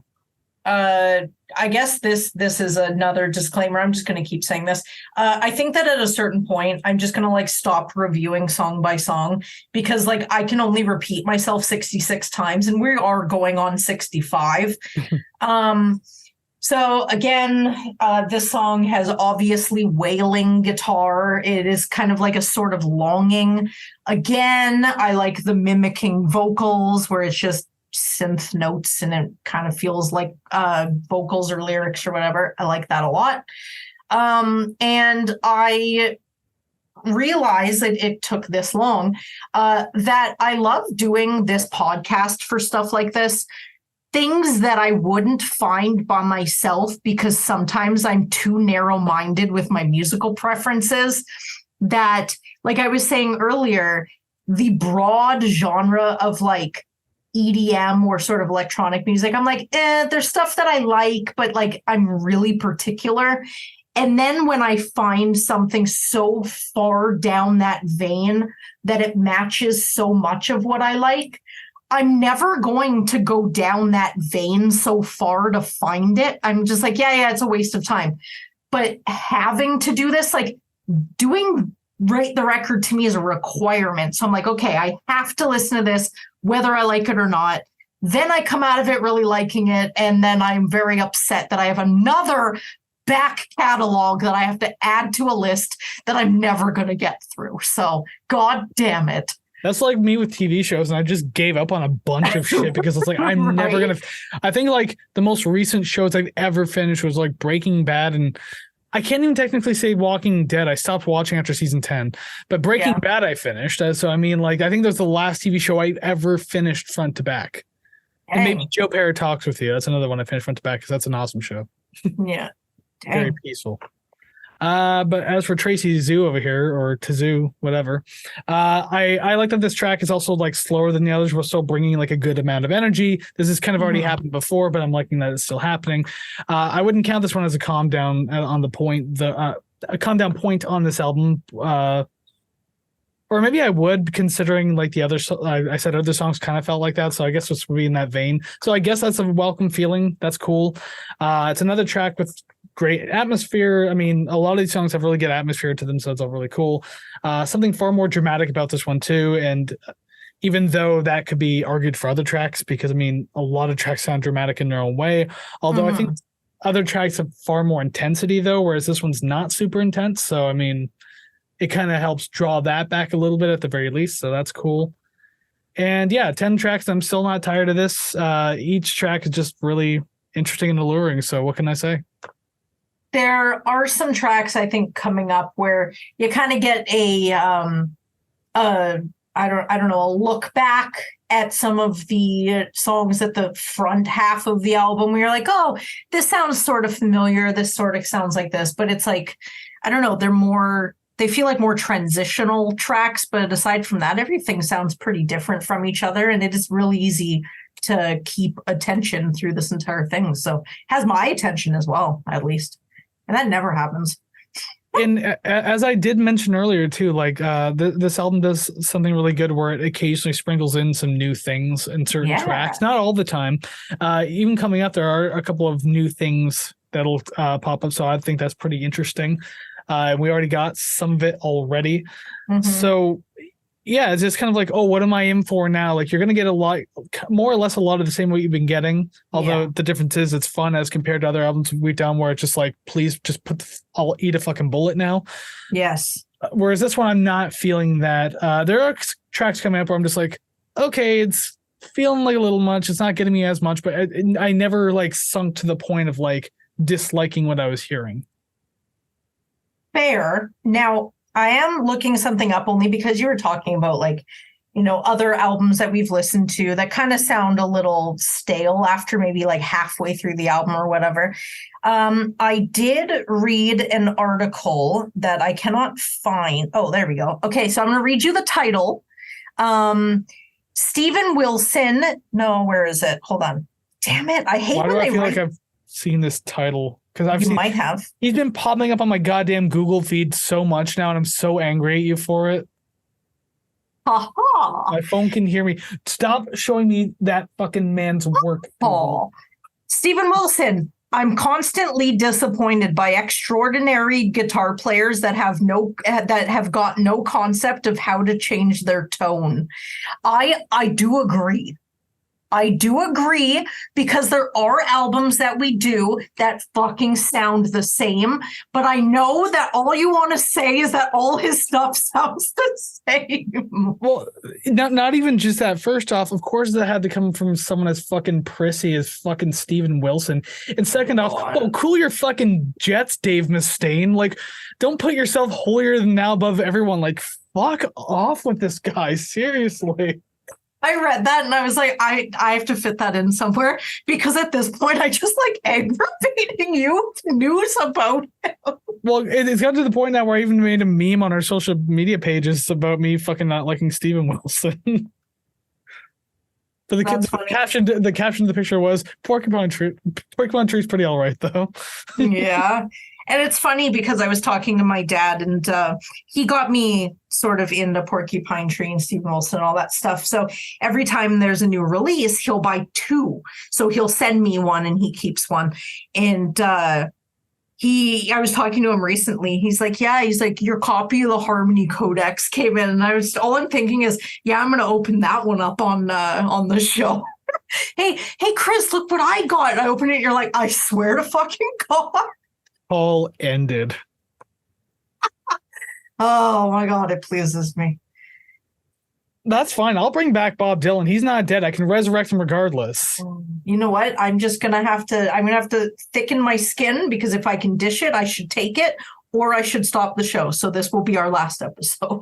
that just sounds like the beginning of a joke. Steven Wilson and Bob Dylan walk into a bar. Like, oh my God, what an annoying conversation that was. Oh my Oh my God. We're gonna have to think of something there. Shit. Okay, song number 11. We're moving on now. Yes. Sex Killer on the Loose. You first this time, please. Yeah, because you're getting to that point where you don't really have notes, quote unquote, anymore. Not really. They're all like, this is the image I get. This is how it makes me feel. One of them I have a whole bunch, and two of them I have one sentence. So. Well, this one this is another song that transitioned really well from the previous track. This one's like a little more hard-hitting continuation of the previous track. So I kind of like how you're getting this continuity, but it's just picking up in intensity. So I do like that because, as I said, the other song was more or less kind of a come down moment, but this one picks it back up. And the guitar work in this track was a hell of a lot of fun. Like, you heard the guitar in a handful of tracks on this album, but I mean, like, this one stood out to me, obviously, enough that I wrote a note about it. It definitely has like far more like notable parts this time around, so it's obviously doing something to keep my interest. Yes. Now I did note that it does sound too similar to others on the album that I probably wouldn't remember what this one was called. I do like it though. It is tickling my brain. My brain has been sufficiently tickled for at least 12 songs so far. I enjoy that the song started pretty immediately, the whole runoff for the one before it. And this is where I did mention again, the drum fills linking the quiet and loud parts, definitely in this song. Really, really liked it. And the guitar knows when to fuck off. It is welcomed. It doesn't overstay. It is not annoying. I like it every single time because it's not every single time. I am still on board with everything that is happening. They have not lost me yet. I do agree. And the best part is because, again, the guitars isn't even like a main part of the band. It's just like a guest appearance. So obviously, like, Carpenter Brut, the guy, knows what he wants his tracks to sound like. He produces it all by himself. So he's like, I want a little bit here. And if you go one note overboard, I swear to God, you're fired. Right? Probably did a Steely Dan thing and made him record it like 70 times until it was perfect, which it was. Then he hires Steven Wilson on. He goes 100 notes overboard. And that's like, I don't care who you are. Get the fuck out of my studio, you annoying four-eyed freak. Or he's like, you're in the 100 unnecessary notes. You're in the band. Not in Carpenter Brut. Or too much synth going on for Steven Wilson's bullshit. I'm just gonna keep riffing on him. That's fine by me. He does have some synthy songs which were universally panned by not universally, generally panned by his fans, only because they want him to sound more like Porcupine Tree, when really that was just him like 25 years ago. So what do you want? He's old and probably senile. I don't know. Well, you can't please everyone, or in his case, can't please anyone. I got a bunch more, trust me. But one more thing about the song, though, I'm still really digging the big crush effects being used across some of the instrumentals. Again, I think they're in a genre like this. It's really well used, especially not being like way too overdone. I think there's a couple of bass synths throughout the album that maybe kind of go heavy on it. Still not all that bad, though. It's just, again, as I said earlier, this is actually where the note comes from. Just a more unique choice of distortion if properly used, and it's very effective in tracks overall like this. So, yeah, I said that earlier, but that's exactly where I wrote this note finally. Cool. I got nothing. Well, I guess my really end thought is fun for this one. Well, I mean, that's the whole album, really. It is. Song number 12, Hang 'Em All, not to be confused with Kill 'Em All by Metallica. You wouldn't anyway, but whatever. or Hang 'Em High by My Chemical Romance. Same thing. Would not have thought of that. I don't even know what that is. My Chemical Romance was a band from New Jersey. Now they formed it. Alrighty then. They wrote Helena, that's all I know. Yes. Same album, I'm pretty sure.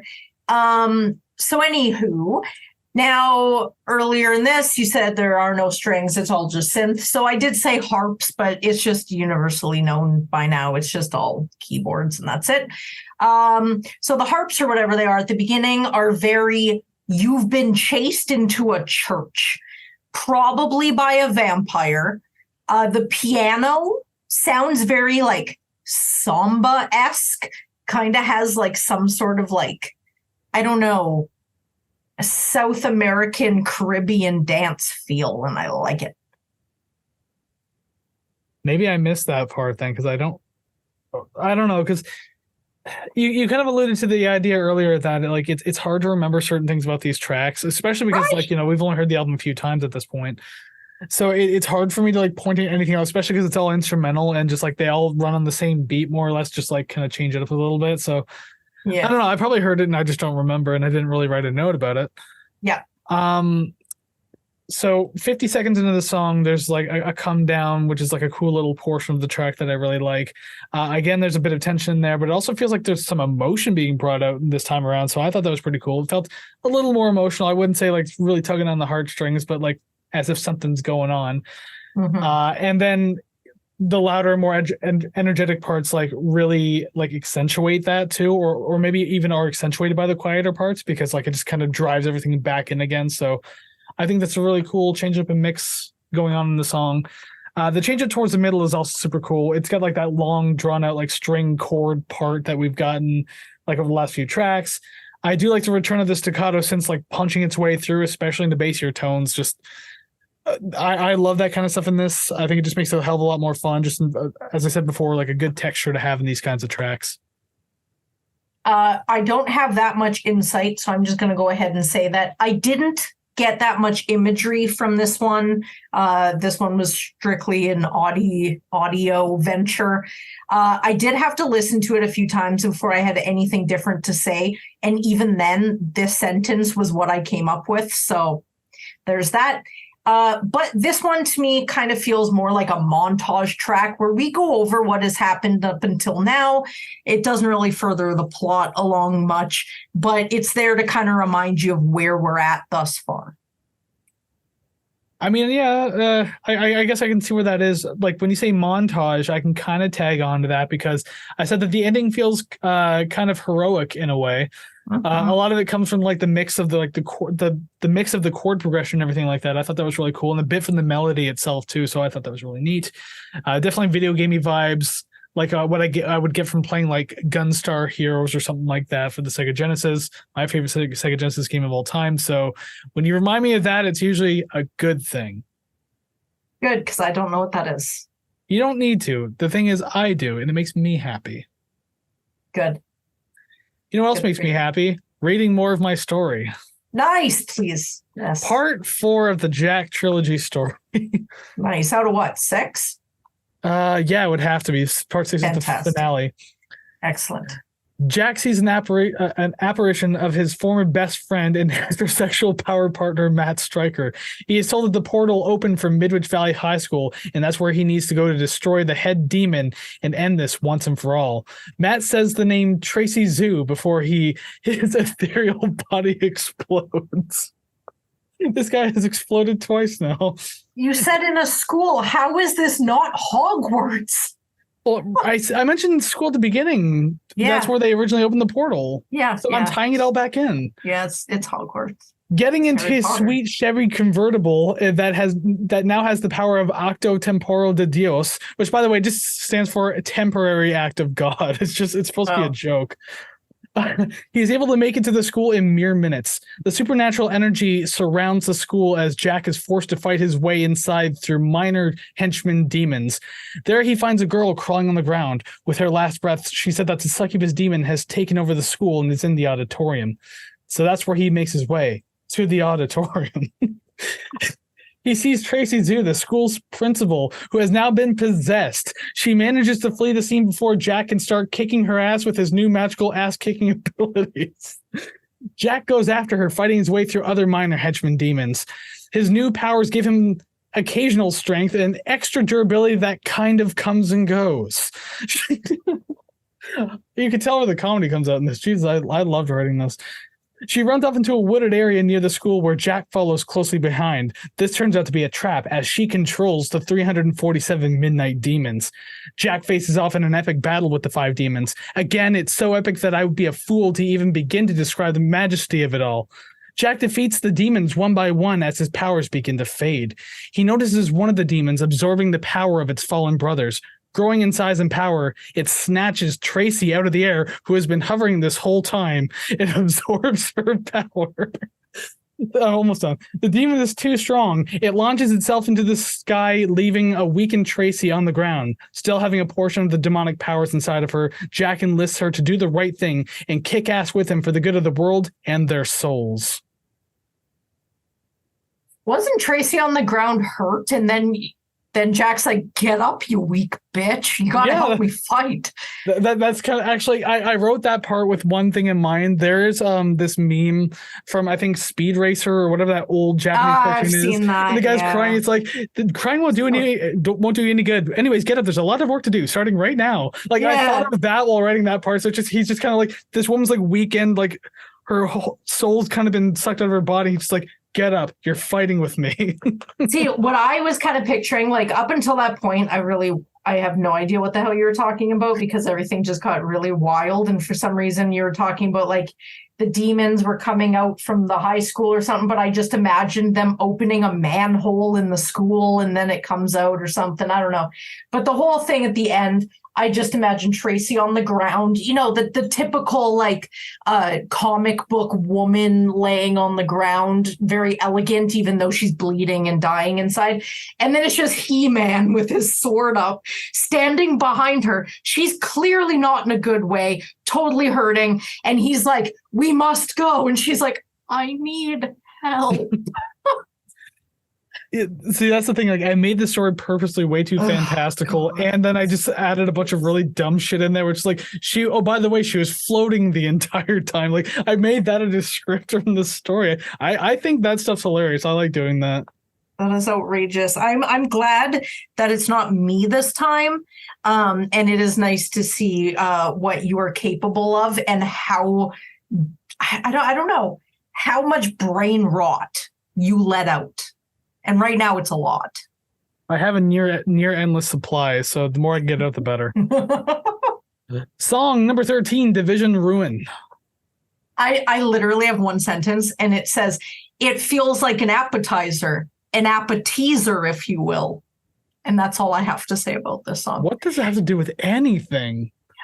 Because it doesn't feel, it's again like the last one. It doesn't really feel like it progresses anything. It's just sort of like hey, don't forget we had this song a little earlier in the album. It wasn't, the new stuff is coming up, so they couldn't add it into this song. All right, so it's an appetizer. What the hell are you asking me for? You're the one with these fantastical stories. I'm just trying to give you more time to shine by shutting up. I'm done. Okay, fair enough. I only have 2 notes anyway. I hate you so much.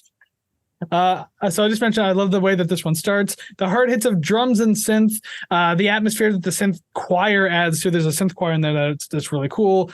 And of course, yes, the sweet drum fills in this one too. Fantastic stuff. Definitely got me hyped up to keep going. But then it immediately at 180s a little bit. As energetic as it is, this one didn't catch me as much as the other ones. Maybe it's because how similar this one feels to the other tracks, but I just wasn't as into this one. Not necessarily a terrible one, and I'll even spoil a little bit, not the lowest on my list. Let's see. Where is it for me? I can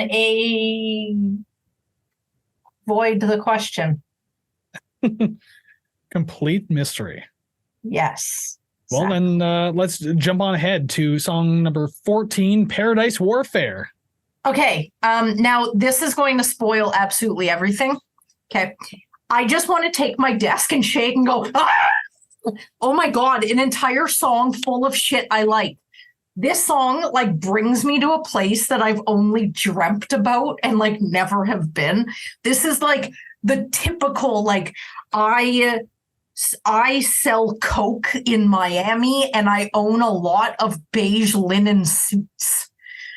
I listen to like 80s Japanese city music because I like this stuff. Oh my, I fucking love that stuff. You and Allison both, I swear to God. And there's a saxophone. There's a saxophone setting in this, whatever. Oh, I like it. I like it a lot. It doesn't tickle my brain. It like it like takes my brain out and puts it in a hot tub, but not to like cook it, but so it can just chill out and relax for a little bit. That's all it is. That's all it is. I did mention the horns. Its own notice just says horn. Horns. That's what this 80s themed album was missing. Horns. Yes, finally. Oh yeah. This one was also a big slowdown too, so that's a good choice. It drew my interest right back in, so it's good to have. And I think there's like a couple more of these coming up at the very least. It's likely a synth, but like the occasional sound of what I assume to be a fretless bass was also a really damn cool touch too. Although I think it was real. I don't know, because that sax was real. So I'm wondering if I thought so. I couldn't find proper album credits for this one, so I can't credit anyone to anything, but it sounded like a real fretless too. Like there is a synth fretless you could do, but it sounds like absolute shit. Like I've tried using one like on my own and it's not working. So it's probably a real fretless bass, which would be nice. So that's cool. Kind of wish the pace didn't pick up in the second half though. I will say that much. I was kind of enjoying like the slower bits. But it still sounds cool, though, especially with that Sega-sounding buzzy synth bass. I love it. I love Sega Genesis music. I know the chiptune sucked, but you know what? I grew up with it. I love it. That is what this not just this song, but quite a few songs just remind me of that, like, 16-bit, like, early 90s video game sound. And I'm sure that a lot of this genre is just, like, represented with that. I love it so much, inspired by whatever. But this song, okay, so saxophone was real. Now I heard what I thought were some like steel drums or like a little timpani or something. I can imagine it's just a keyboard setting, but like it sounded fantastic. It's not even the fact that most of this shit is just programmed and just comes out of like one or two consoles. It's the fact that it was like composed that way. It's like, oh, we're gonna add the sound of a recorder into this. We're gonna add a sound of an oboe.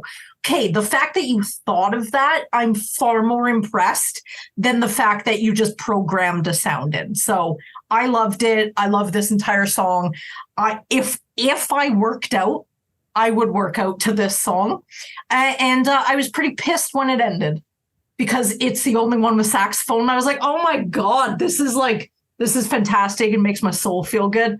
And then I had to go back and listen to it 2 more times before I continued the rest of the album. So. I mean, at least it's 4 minutes and 14 seconds. So at least you got like a decent chunk of time out of it. Yes, exactly. Now, will this song make you start working out? Probably not.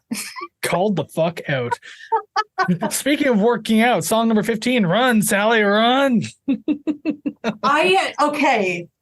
Today, I like the fact that you're not trying to make puns for everyone. You're actually just picking the natural ones, and it's making you less insufferable. So thank you. I appreciate that. That one was a good one. It's going to get worse. Fuck. Not this episode. Like, just every future episode.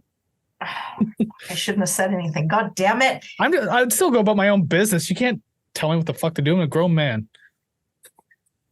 Annoy Savannah. Okay, well, that note's staying with me forever. So this song, Run, Sally, Run, I felt that it started out like an 80s prog rock song.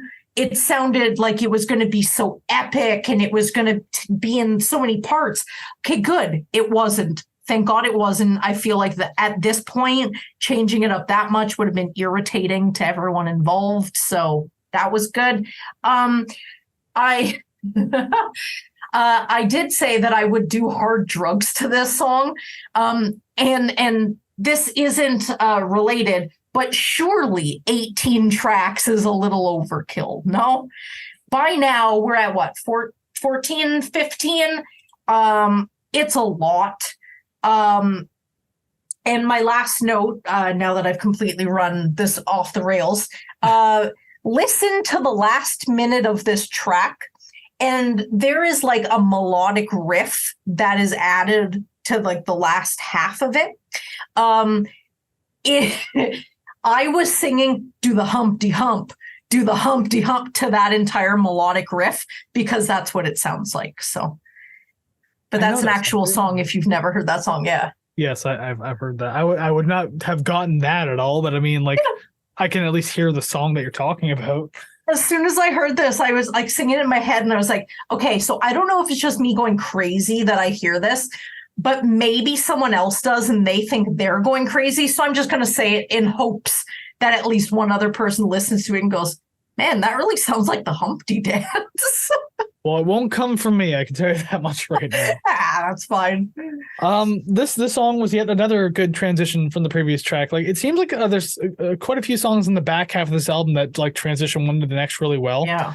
And also, kind of going back for a minute there, what you're saying, like 18 songs a little too long. Well, the answer is yes, but also you have to remember this is 3 separate EPs. Yeah. So technically, it would have been fine, 6 songs each. But then he just like, oh, let's make it one whole album, because I think he wanted to re-release it through, I think it was Universal Music in somewhere in Europe. I can't remember where. France. And probably yes. And I guess just in order to have that release, he just kind of compacted everything. He's just like, here's an album. It's a really big one. Recorded it over 3 years. It was pretty epic. Dang. So I mean, there is that.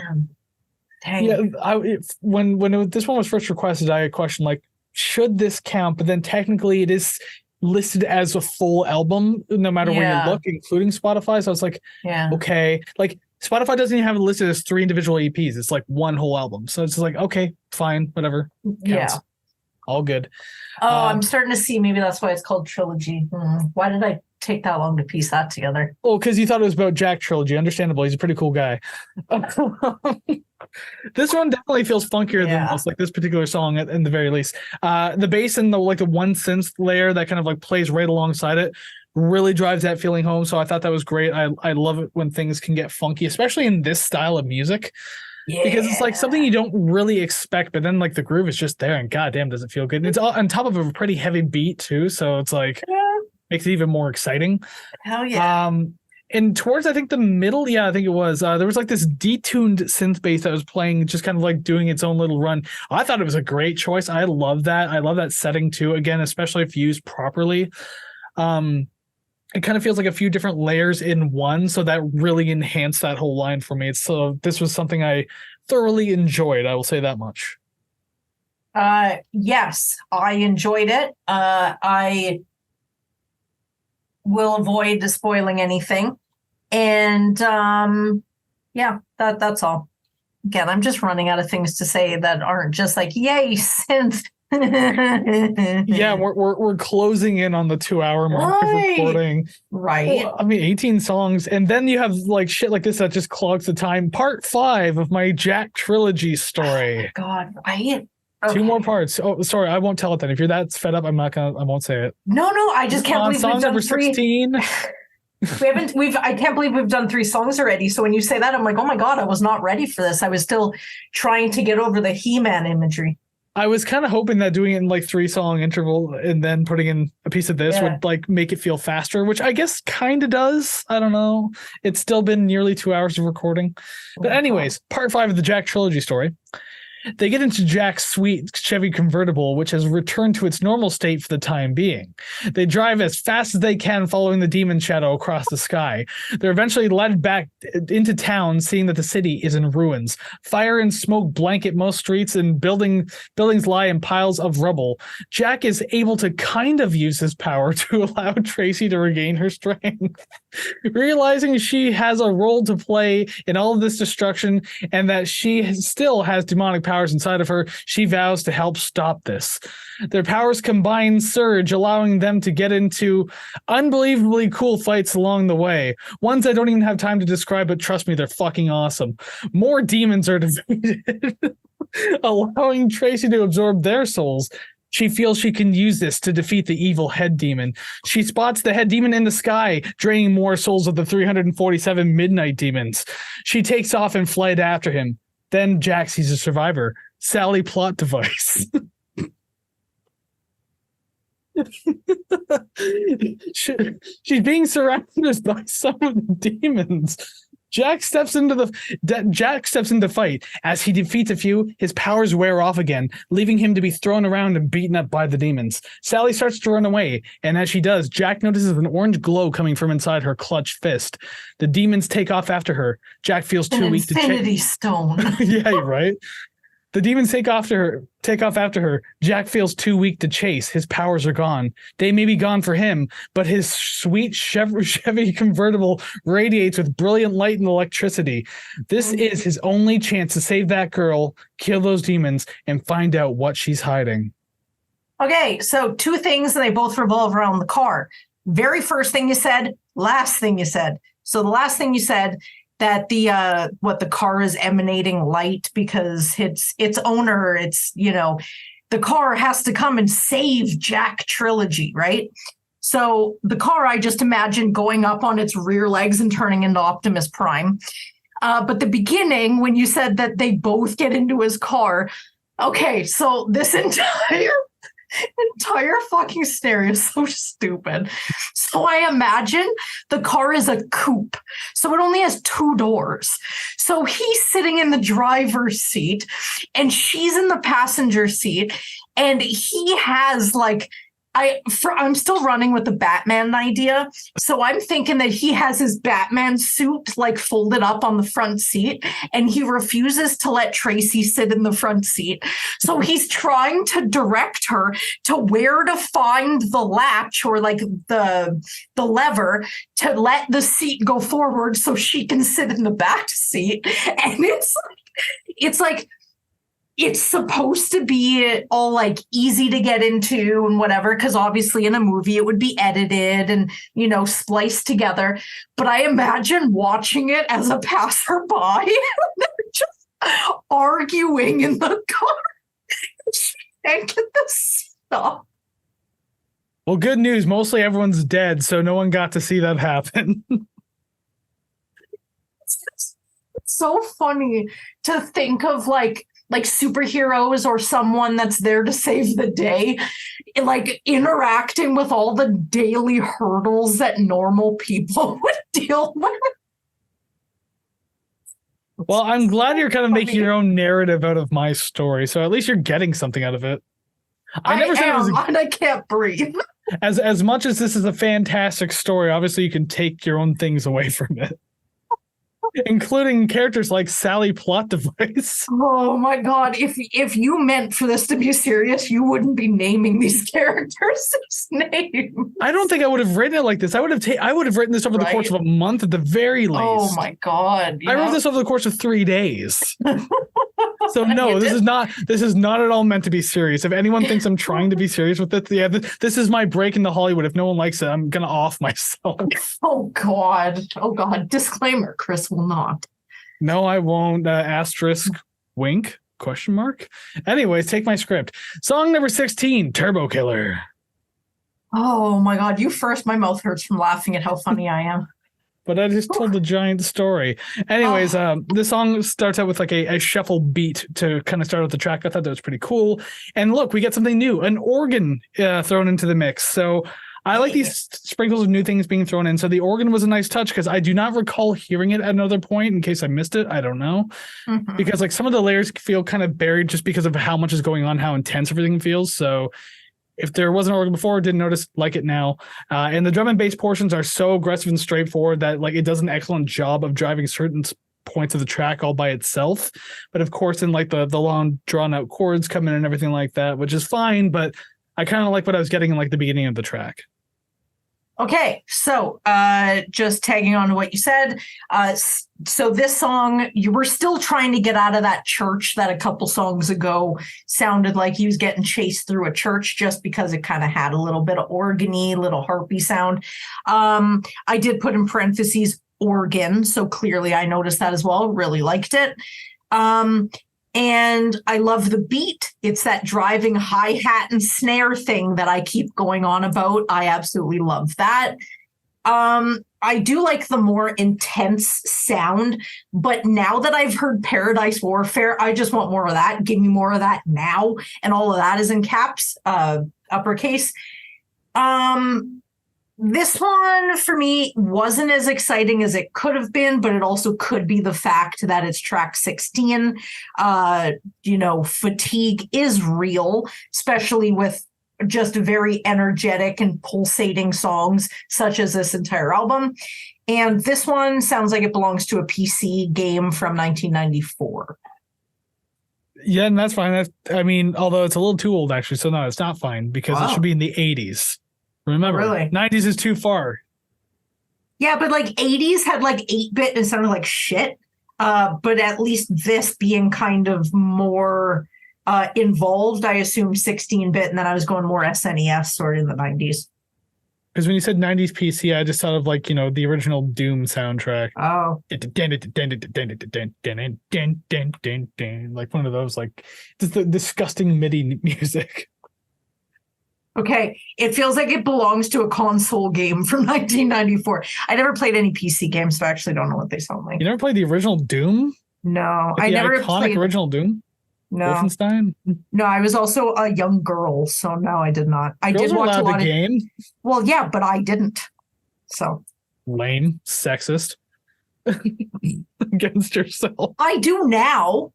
You have no idea how much Power Washer Simulator I play. I have an idea because you told me. It's a lot. You should play Viscera Cleanup Detail.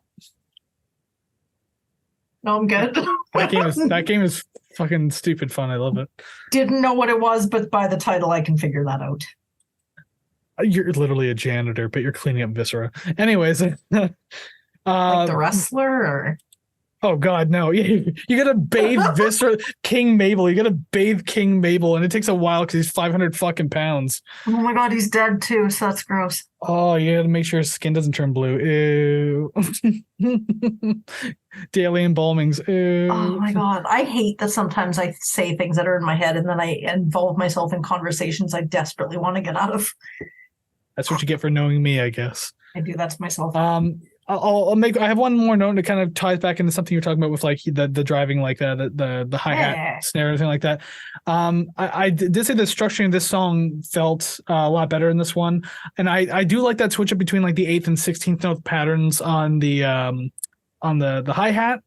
They kind of switch back and forth at different points. I really like that, and it does a good job of emphasizing certain sections of the track. So I thought that was really cool.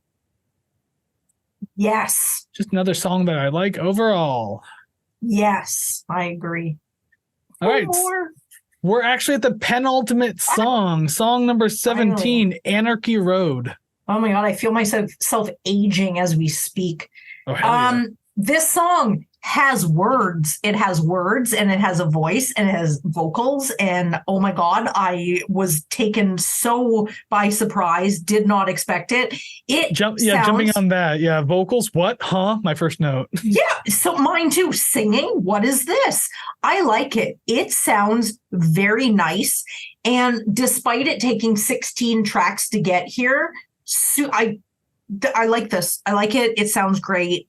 I know you said there were very limited liner details and stuff like that. I don't know who did it. No. Okay, you don't know who it is. Yeah, I couldn't find anything. I feel like I did find the liner notes at one point, and then just forgot about it. Now I don't know where the hell I found it.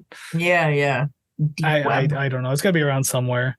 Yeah. The vocals really help give this one a modern synthwave kind of sound too. Not that the other tracks haven't felt that way, but there's something about the vocals themselves that really kind of drive that home and just make it feel like something of a slightly different subgenre from what we've been getting, because we're getting a lot of dark wave, damn near close to EDM, borderline industrialish at some points. Mm-hmm. But yeah, this one had it still felt darker like darkwave, but this had the synthwave kind of feeling because of the vocals. So yeah, it was interesting. The vocals weren't great, but they certainly weren't terrible. I wasn't bothered by them.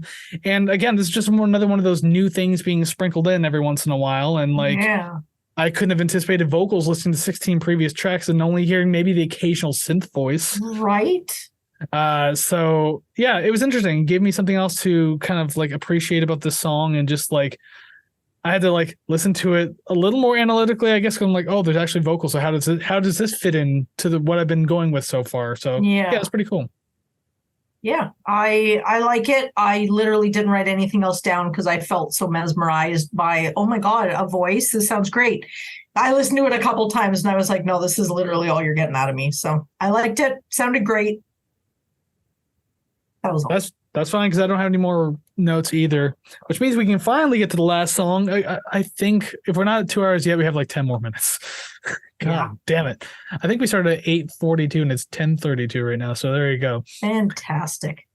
So final song, number 18, Invasion AD.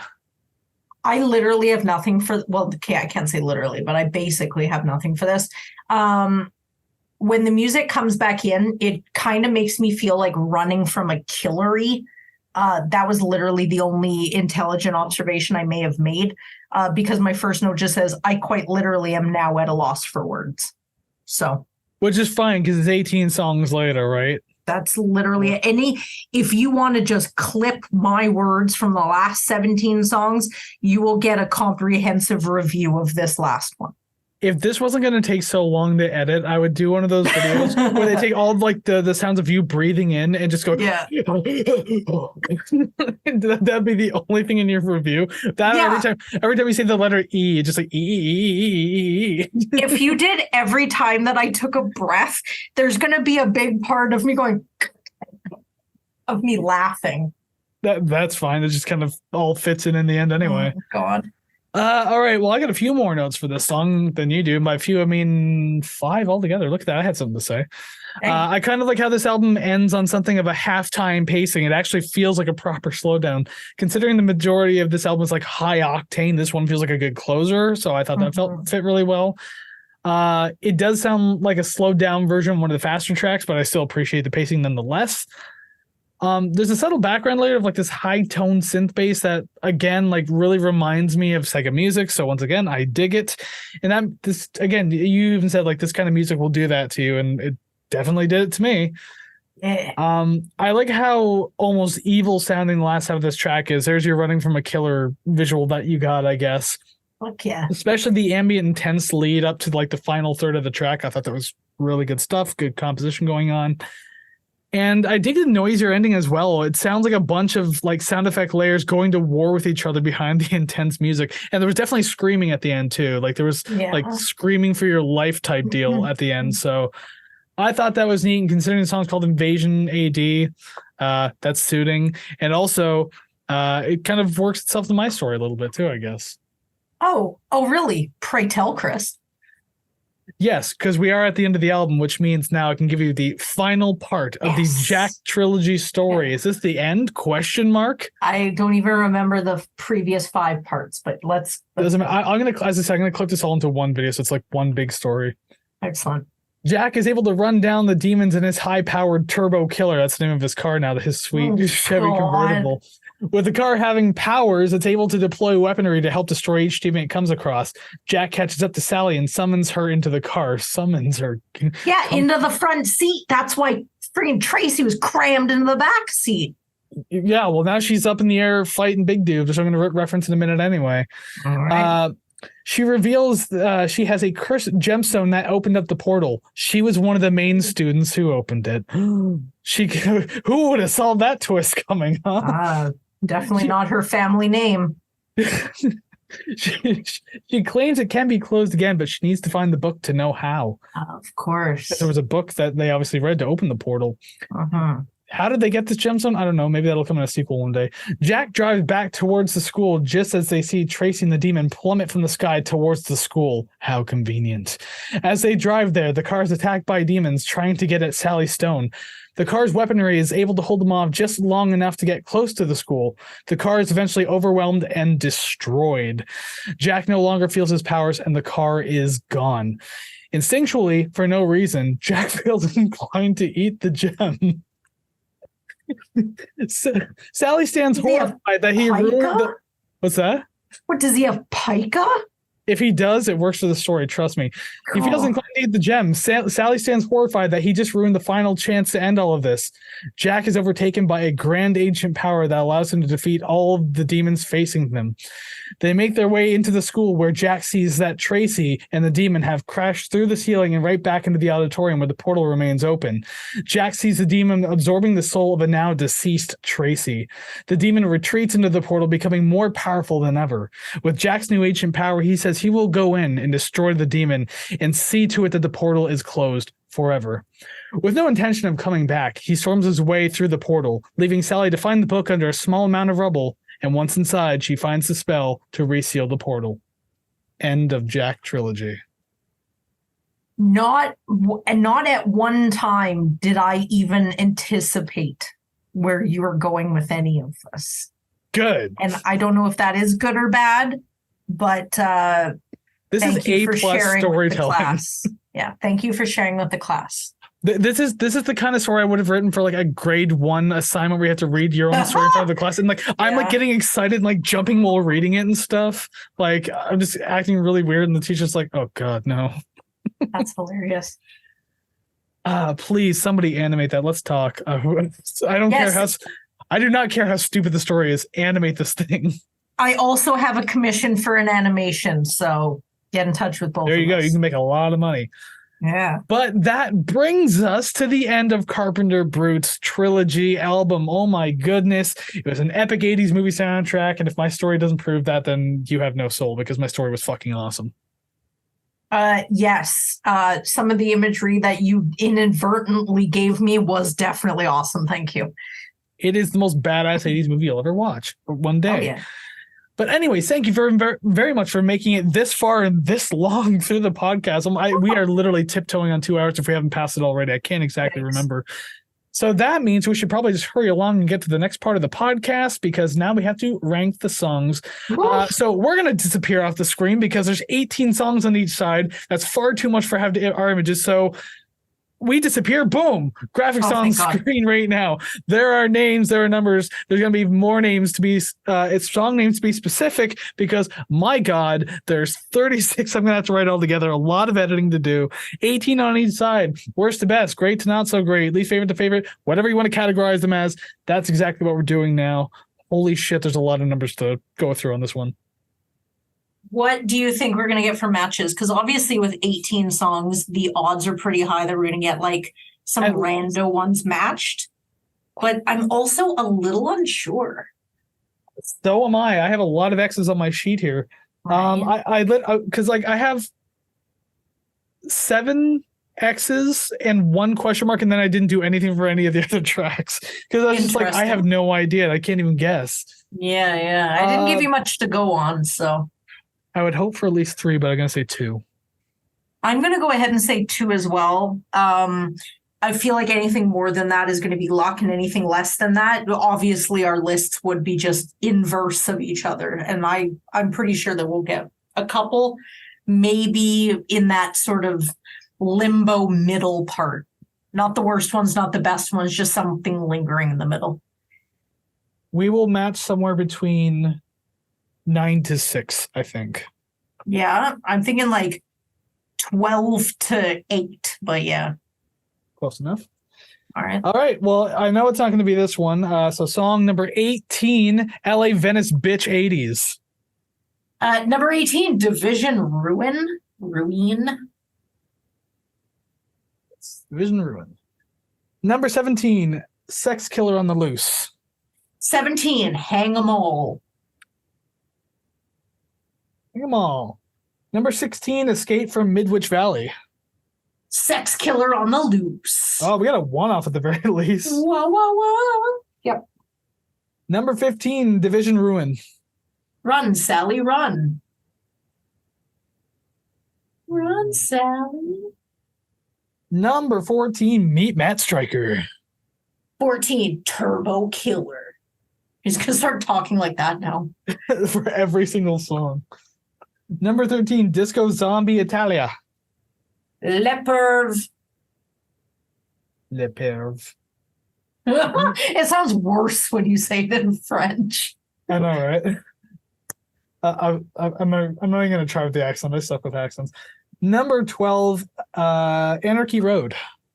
Number 12, Invasion AD. Is it possible that we're just going to go ahead and get 0? Probably. But now that I said that, let's see if it turns around. Nope. Number 11, 347 Midnight Demons. Anarchy Road. As soon as you said it. Well, we're not done yet. Song number 10, Roller Mobster. Number 10, Looking for Tracy Zoo. Tizu. Looking for Tracy. How unfortunate, because that's my number 9, Looking for Tracy Motherfucker. Zoo.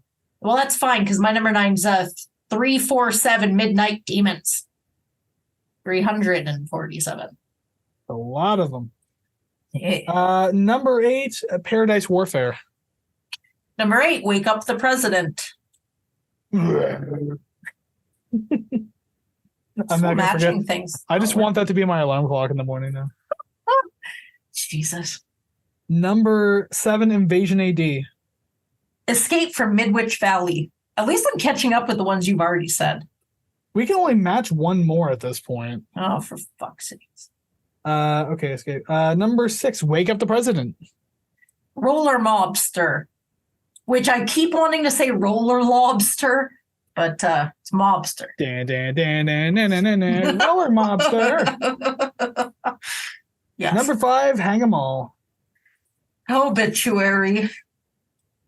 There I it just is. will write mine. Number 4, Obituary. I hate this. LA Venice Bitch 80s. Damn, 0 for fucking 18. Number 3, Run, Sally, Run. Disco Zombie Italia. With no E, though. Number 2, Turbo Killer. Meet Matt Stryker. I don't want to. Dude exploded twice in my story, okay? Number 1, Le Perve. Paradise Warfare. Yeah, Where did okay. you have my number 1? I didn't hear you Paradise- say it. Number 8, Paradise Warfare. God damn it. I was looking at your face for a reaction, and you didn't Yeah. react, so maybe you didn't hear it. I don't know. It didn't connect in my brain. That's very disappointing. 0 for 18. Okay. That's gonna look really bad on the Instagram stats when I post those on Thursday. Oh man, because that's gonna drag us down even further. Holy shit. Awful stuff. Awful stuff. And by the way, Allison, our requester, because it's been so long now that we forgot this album was a request. Her 2 favorite songs, she didn't list them in order, but she said Turbo Killer and Looking for Tracy Zoo was her 2 favorite tracks off this album. So there you Both go. of you are wrong. I liked Turbo Killer too. So look at that. It's like we were made for each other. Can you believe it? You're all wrong. You're all incorrect. Sure, bud. Let's see how correct or incorrect we can truly be now that we have to rate the record. So transition off the screen to the next one. Swish. Alrighty then, album rating screen. Hello again to this goddamn thing. Everything we've ever done right here. And I mean, can you tell how much we love that beat here? If you haven't been here before, it must be shocking to look at that.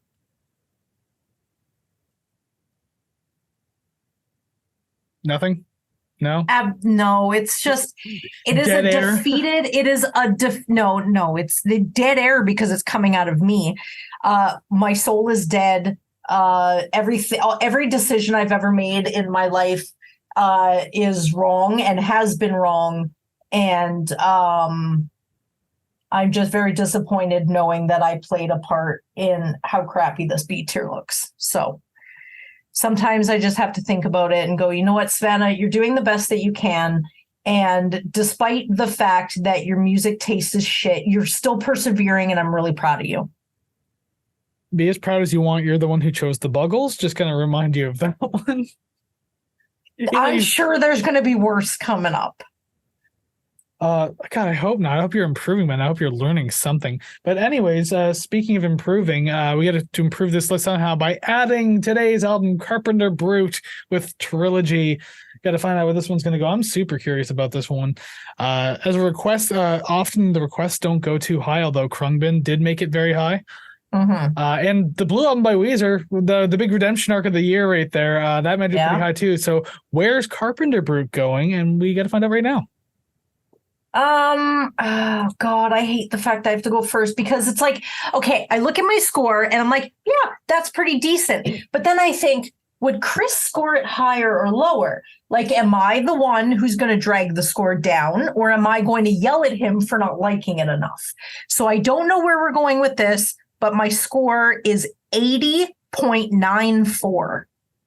80. I did break it past the B tier. You did? Yeah, you actually A-tiered it. Good for you. Thank God. I thought I was going to rate this a lot higher, but with 18 songs and some of them sort of ranking the same, you kind of bring it down a little bit. And there's only so much that really high scores can do when you have that much in the pool. Well, as she justifies it. You don't got to yell at me, none, because I did indeed rate it higher than you. Whoa. And I just want to clarify before I say my score real quick too. No matter what I scored, I didn't score this high because it was my girlfriend who requested it. Like she did the Birthday Massacre and didn't feel too fondly about that one. Yeah. But this one was a hell of a lot better, a much better request in my opinion. And I saw these guys live and I was like, hey, you know what? This is pretty badass. I like this. This album, 83.61, which brings us to a grand total of an A- tier, 82.27. Does Savannah get shoved out? Savannah does get shoved out. Screw you and everyone you know. So what's 82.2 something between year 0 and Queens of the Stone Age. And you know what? That bumps the Foo Fighters from the 10th spot to the 11th. So now every single spot from 1 to 10 is either Kris's pick, an anniversary, or a request. And I do want to say, I stand by when I just said that my music taste is shit. But you did take partial responsibility for the Weezer thing because of the person you knew who requested it. So that you can I'll give you that partial credit for that. Kris, I can't have partial credit when Weezer's sitting at a number 11, now number 12, okay? Oh. Things are just getting worse. Well, then get so good scrub. Oh, my God. All right, well. You make improving look really hard. Well, I don't know what it is. I don't know what it's like. It's just you tread or you tread water and that's it. You just hope you don't drown. Well, then, at least I know that my girlfriend and I have A-tier taste in music, so that makes me feel pretty good. Life partner, baby. Hell yeah. And you agree because you A-tiered it too. Now I have to go into the other room, stab him in the chest with my finger, and just go, 6 years. What have you given me in 6 years?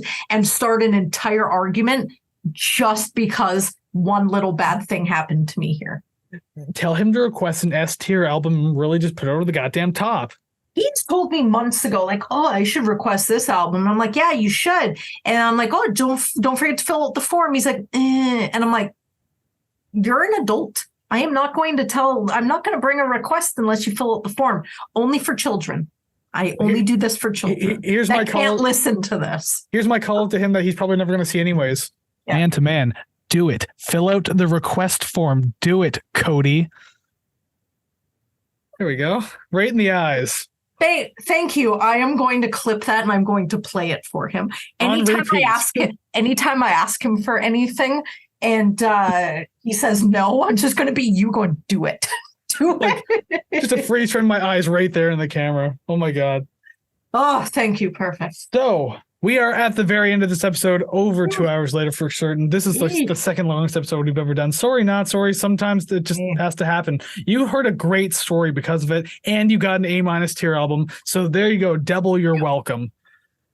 Anyways, if you made it all the way here and you also listen to this album and you have some opinions on it, let us know down in the comments below wherever you're listening, because there's obviously comment sections everywhere and we want to know your opinions. What do you think of these songs? What do you think of this album? Do you agree or disagree with us? How would you rank them? Rate it? All the questions that you can answer. Do all of that down in the comments below. And all the comment sections that you can possibly find can also be found at ratetherecord.ca. All the streaming links and social media links is exactly where you need to find all of that stuff.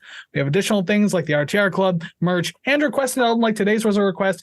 Yours can be too, so make sure you're requesting an album because it's fun to do and it gives us a bit of a challenge because it's not something either one of us chose. It's kind of out of the blue. Could be fun. while I do agree and I do like when we get requests, because like I said earlier, like it's always stuff that I'm never going to listen to, and a lot of it turns out that I really like. I am slightly resentful that you guys are requesting good stuff. So if we could stop doing that. Can we go back to requesting gratitude style albums? I'm looking at the top 10 in our ranking right now, like in the A tier. And I'm trying to sort of formulate what I want to bring to the table that will get me back into the top 10. So now it is no longer about, oh, what do I want to listen to? It's what does Kris want to listen to? What is Kris going to rank so highly that I can sneak my ass back up in there? So the goal has changed from here on out. So no more random picks of just, oh, this would sound cool to listen to. No, it's about appeasing me. I like this. Oh, no. We're still going to get like 60% bullshit, but 40% is the goal of trying to get up into the top 10. The other stuff is to kind of throw you off my path where you're like, oh, haha, she requested, I don't know. I was going to say Cyndi Lauper, but chances are you'd be like, yeah, whatever. That's fine.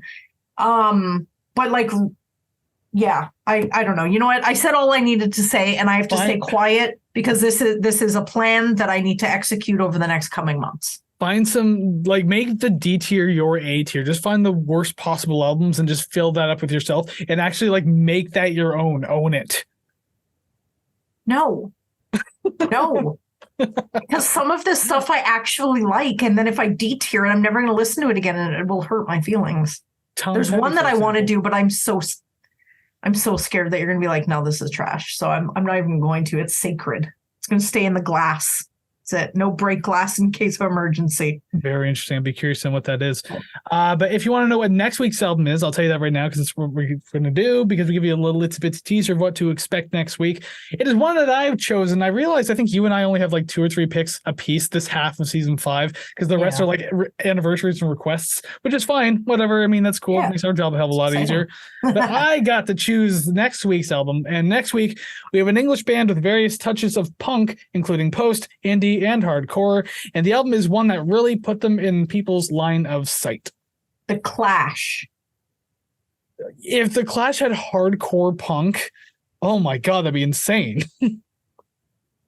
Okay, well, it's the only one you can't really match to, so maybe it's Clash adjacent. The Clash with a D at the end. But an apostrophe. Yeah, exactly. The badass way of writing it. Next week's gonna be pretty damn good. Speaking of A-tier material, so we'll see how that goes. Until then, go listen to some awesome music like Carpenter Brut. Why the hell not, right? And we will see you again real soon. So take care, friends. Bye-bye.